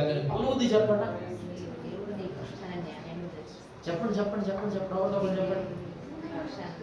ఎలా చెప్పండి అందరూ కలిసి, దేవుడు నా పక్షాన న్యాయాన్ని జరిగించునుగా. అట్టగా నువ్వు అన్యాయం అనుకున్నది న్యాయం అనుకోవద్దు. దేవుడు జరిగించేదే న్యాయం. దేవుడికి స్తోత్రం చెప్పండి. ఏంటది? దేవుడు జరిగించేదే న్యాయం. మా ఇంట్లో గొడవ వచ్చేసింది, ఇట్లా కాదు ఊర్లో ఒక ఇద్దరు గొడవ వచ్చేసింది. ఇప్పుడు ఇద్దరు మన చెప్పుకోవచ్చు. ఏమొచ్చాటదే వాళ్ళే తప్ప, వాళ్ళే తెచ్చారు. ఆమె వచ్చాటదే లేదు, వాళ్ళే తప్ప వాళ్ళే. ఇప్పుడు న్యాయం ఎవరికి తెచ్చాలి? ఈ పక్కన నిలబడితే ఆడు మందిరం మానేస్తారు, ఈ పక్కన నిలబడితే 7 మందిరం మానేస్తారు. ఇప్పుడు న్యాయం ఎవరికి తెచ్చాలి? అప్పటి నుంచి దయచేసి మందిరం ఎలా చెప్తున్నా, మీ అలా లేదన్నా, మీ పనిమాన పంచాయతీల మందిరంలోకి తీసుకురావద్దన్నా. హల్లెలూయా. ఏమి లేదండి, యాపకులు పడుతున్నాయో గొడవది. ఆ యాప చెట్టు ఆకులు నడిచే దారిలో పడుతున్నాయి అంటే గొడవ. దేవునికి స్తోత్రం చెప్పండి. దేవుని ఎరిగిన బిడ్డలు మరి పనిమాన పంచాయతీ కాదా? ఎన్ని పరుగుచ్చే పనులు ఉన్నాయి, ఎంత పని ఉంది ఇంకా. అవునా కదండి? ఎంతమంది నశించిపోతున్నారు, ఎంతమందికి సువార్త ప్రకటించవచ్చు, ఎంతమందిని బట్టి భారం కలిగి ప్రార్థన చేసి ఎంత పక్కన పెట్టేశారు. ఇంకా ఆగులు పట్టుకుని కొట్టాడేసుకుంటున్నారు, కేసులు పెట్టేసుకుంటున్నారు. దేవునికి స్తోత్రం చేయండి. హల్లెలూయా.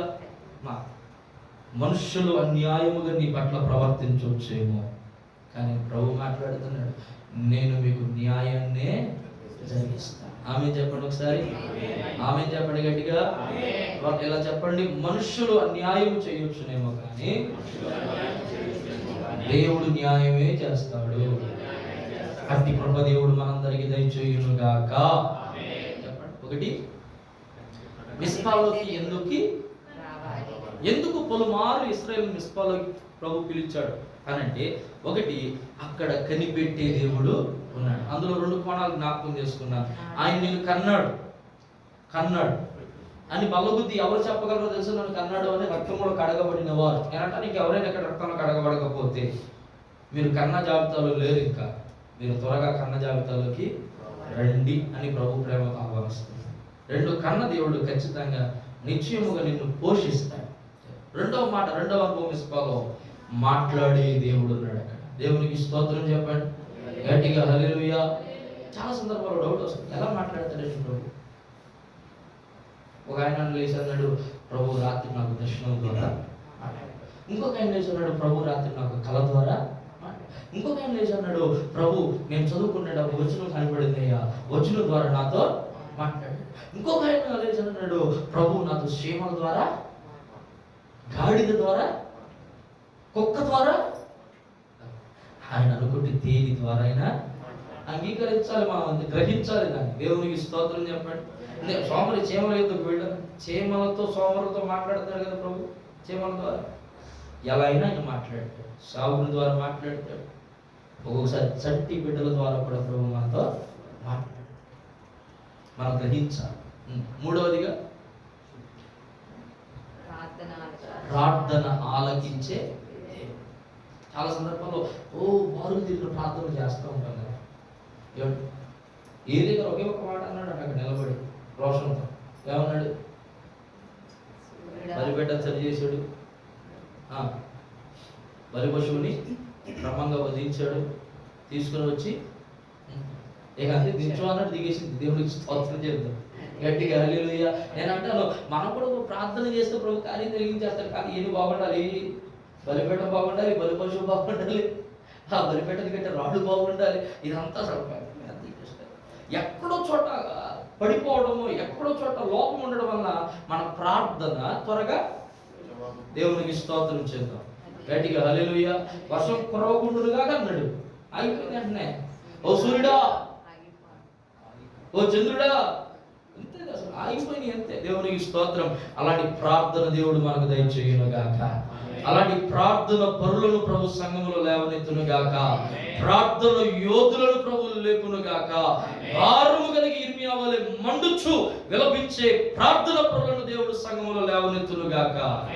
ఆమేన్, హల్లెలూయా, హల్లెలూయా. 4వ మాట, ప్రార్థన పాపములను క్షమించే.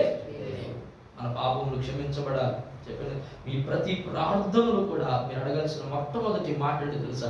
ఒకవేళ చేసేదేమో నాయన, దయతో అడిగి ప్రార్థన స్టార్ట్ చేయండి. అడిగి ప్రార్థన స్టార్ట్ చేయండి. దేవునికి స్తోత్రం చేద్దాం, హల్లెలూయా. 5వ మాట, న్యాయము తీర్చే దేవుడు. ఆయన ఉన్నాడు మన పక్షంలో. నువ్వు ఎక్కడికి వెళ్ళినా ఆయన నీతో కూడా వస్తాడు. దేవునికి స్తోత్రం చేద్దాం.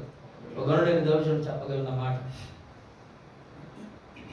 దాంట్లోకి వేసిందేమో 3 కానీ అందులో తిరుగుతున్నదేమో 4 అంట.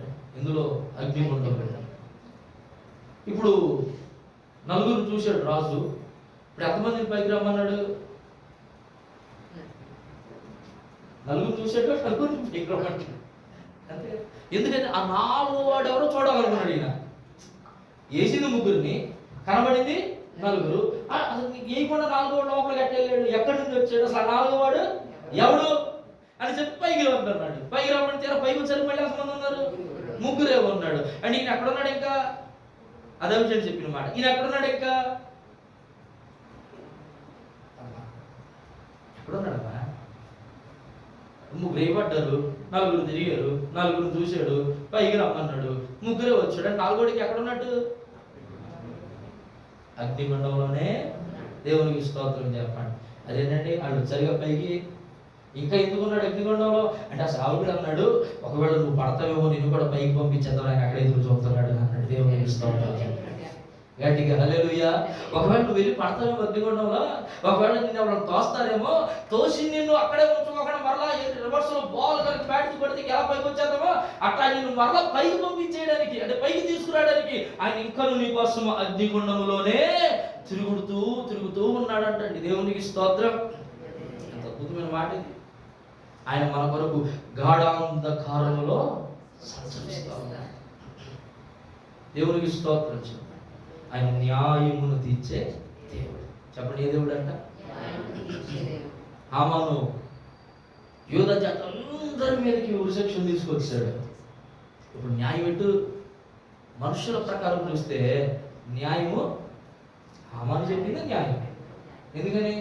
వాడు శాసనాలు పుట్టించాడు, వాడికి మొక్కలోనే వాడికి నమస్కరించడంలో చంపేయాలని, మొదటికి నమస్కరించాలి. వాళ్ళు మార్లు చూశాడు, చెప్పి చూశాడు. అయినా దేవుని భక్తుడు అంటే అలా ఉంటాయి. దేవునికి స్తోత్రం చెప్పాడు గట్టిగా హల్లెలూయా. అస్సలు తగ్గేదే. నువ్వు ఎన్నైనా చేసుకో, నువ్వు ఏదైనా చెప్పు. సింహాల బోన్లో కాకపోతే ఎలుగుబంట్ల బోన్లో పడ అసలు అయితే భయపడేదే లేదు. అసలు దేవునికి స్తోత్రం చెప్పండి. ఈ పక్కన వాళ్ళు చెప్పండి, భయపడేదే లేదు. మాతకి భయపడ్డా. ఒక ధైర్యం ఉంది. ఆ ధైర్యం ఏంటి తెలుసా? ఈ లోకంలో ఉన్న తలుపులన్నీ మూయబడిన, ఈ లోకంలో ఉన్న దిక్కులన్నీ మూయబడిన, మాకొక దిక్కు ఉంది. ఆ దిక్కే ప్రభువైన అన్నాడు. ఆ మాట అక్కడ ఎస్తేరు అంటాడు కదా, ఎస్తేరు నువ్వు వెళ్ళి చేయవలసిన పని చేయకపోయినా మాకొక దిక్కు కలదు అని అంటాడు. దేవునికి స్తోత్రం. గట్టిగా హల్లెలూయా, హల్లెలూయా. ఇప్పుడు న్యాయం ఎవరి పక్షాన జరిగింది? అసలు ఎంత అద్భుతంగా దేవుడు దాన్ని టర్న్ చేశాడు చూడండి. ఎంత అద్భుతంగా ఆ తీర్పును మార్చేశాడు చూడండి. ఎవరు పుట్టించాడో వారి మీదకి తీర్పు వచ్చేలా చేశాడు. దేవునికి స్తోత్రం. గట్టిగా హల్లెలూయా. నేను అంటాను, ఒకవేళ అన్యాయమైనది ఏదైనా మన మీదకి లేస్తుందేమో, యేసు నామములో అది త్రిప్పివేయబడును గాక. గట్టిగా ఆమేన్. హల్లెలూయా, హల్లెలూయా. మనలను మరచుడు ఆయన అన్యాయస్తుడు. మీ పక్కన వాళ్ళు చెప్పండి ఒకసారి, దేవుడు అన్యాయస్తుడు కాదు. ఆమేన్. దేవుడు నిశ్చయంగా మన పట్ల న్యాయమునే. ఏ విషయంలో మనం కోల్పోయి ఉన్నాము, ఏ విషయంలో అన్యాయమైపోయి ఉన్నామో దేవునికి స్తోత్రం చెప్తాం. గట్టిగా హల్లెలూయా, హల్లెలూయా. మనుషులందరూ కలిపి మనల్ని అన్యాయం చేసేసి మూలకు తోచేసిన ప్రభు అంటున్నాడు. మనుషులందరూ కలిపి అన్యాయంగా మనల్ని తొక్కేసిన ప్రభు అంటున్నాడు. ఒక రోజున అది ఏం చేయబడబోతుందంట? మొలకెత్తబోతుంది. ఆ మొలకను దేవుడు గొప్ప వృక్షంగా మార్చబోతున్నాడు. నమ్మింది ఆమేన్ చెప్పండి ఒకసారి. హల్లెలూయా. ఇక ఆ వృక్షం ముందు ఎవడైనా చూడాలంటే దేవుడు అట్టి గొప్ప యోగ్యత మనకు దయచేయును గాక. అట్టి కృప దేవుడు మనకు దయచేయును గాక. ఆమేన్, ఆమేన్. తలలో ఉంచును ప్రార్థన చేసుకుంటాం. వాక్యం నిమిత్తమై చిన్న ప్రార్థన చేసుకుందాం. ఈ రాత్రి పలుకబడిన ప్రతి మాట కూడా ప్రభు మనతో మాట్లాడి దర్శించి కృప చూపి మాట్లాడిన ప్రతి మాటను బట్టి మన హృదయాలను మరింతగా ఆత్మీయతలో బలపరచులాగా ఒక చిన్న ప్రార్థన అందరూ కూడా వాక్యాన్ని బట్టి ఒక చిన్న ప్రార్థన చేయండి. ఇది ఒక 5 కోణాలు పుష్పాలు లేదా 5 అనుభవాలు. ఏ అనుభవం నీకు కావాలో ఆ అనుభవాన్ని బట్టి ప్రభువుని అడుగు. న్యాయము తీర్చే దేవుడా, మాట్లాడే దేవుడా, పాపమును క్షమించే దేవుడా, ప్రార్థనను ఆలకించే దేవుడా, కనిపెట్టే దేవుడు, ఏ దేవుడు కావాలి, ఏ అనుభవం కావాలి నీకు? ఒకవేళ ఏ అనుభవంలో నీ కొరత ఉందో దాన్ని అడుగు ప్రభు సన్నిధిలో. నిశ్చయంగా దేవుడు దాన్ని దయచేస్తాడు. నిశ్చయంగా దేవుడు దాన్ని దయచేస్తాడు. వీటన్నిటిలో ఒక శ్రేష్టమైనటువంటి అనుభవం ఏంటంటే ప్రార్థన ఆలకించే దేవునికి మనం ప్రార్థన చేయడం. నువ్వు ప్రార్థన చేయడం మొదలు పెడితే ఆటోమేటిక్గా కార్యాలను నువ్వు పని చేయి కార్యాలను ప్రభు చేసేస్తాడండి. మనం పని చేయకుండా ఖాళీగా కూర్చుని ప్రభు కార్యం చేయబట్టి ఆయన ఎలా చేస్తాడు? కాబట్టి ఒక మాట ప్రభుత్వం అడుగుదాం. అయ్యా, ఈ రాత్రి నేను తీర్మానం చేసుకుంటున్నానయ్యా, ఇది మొదలుకొని నిరంతరము ప్రార్థన చేస్తానయ్యా. ఒక ప్రార్థన పరురాలుగా, ఒక ప్రార్థన వీరురాలుగా, ప్రార్థన యోధుడిగా మారిపోతానయ్యా.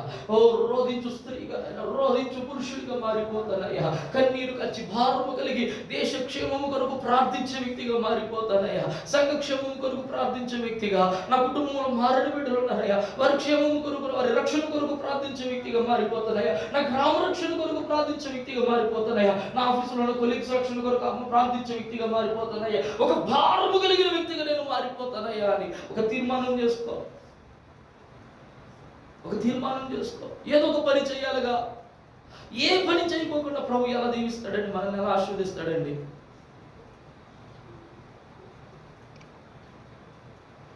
బైబిల్ ఉన్న భక్తులు జ్ఞాపకం చేసుకుంటూ వాళ్ళు అలా చేశారు, ఇలా చేశారు, ఇలా చేశారు. ప్రభు అంటున్నాడు, వాడు చేసింది చెప్పుకో, కాదంటలేదు, కానీ వాడు చేసినది నీవు కూడా చెయ్యాలి. వాడు జరిగించిన అద్భుతాలు నువ్వు కూడా జరిగించాలి. నా ప్రభు చెప్పిన మాట, మీరు సర్వలోకమునకు వెళ్ళి స్వార్థను ప్రకటించండి, సర్వ సృష్టికి స్వార్థను ప్రకటించండి, నమ్మిన వారిని సూచిక క్రియలు జరుగునని ప్రభు చెప్పాడు కదా. నాకంటే మీరు ఘనమైన కార్యాలు చేస్తారని ప్రభు చెప్పాడు కదా. చూస్తూనే ఉంటున్నాము కానీ చేయలేనటువంటి వారంగా మారిపోతున్నామండి. చాలా వరకు మాటల్లోనే కనబడుతున్నాయి కానీ చేతల్లోకి వచ్చేసరికి అంతా కూడా శూన్యం, చప్పదనం అయిపోతా ఉంది.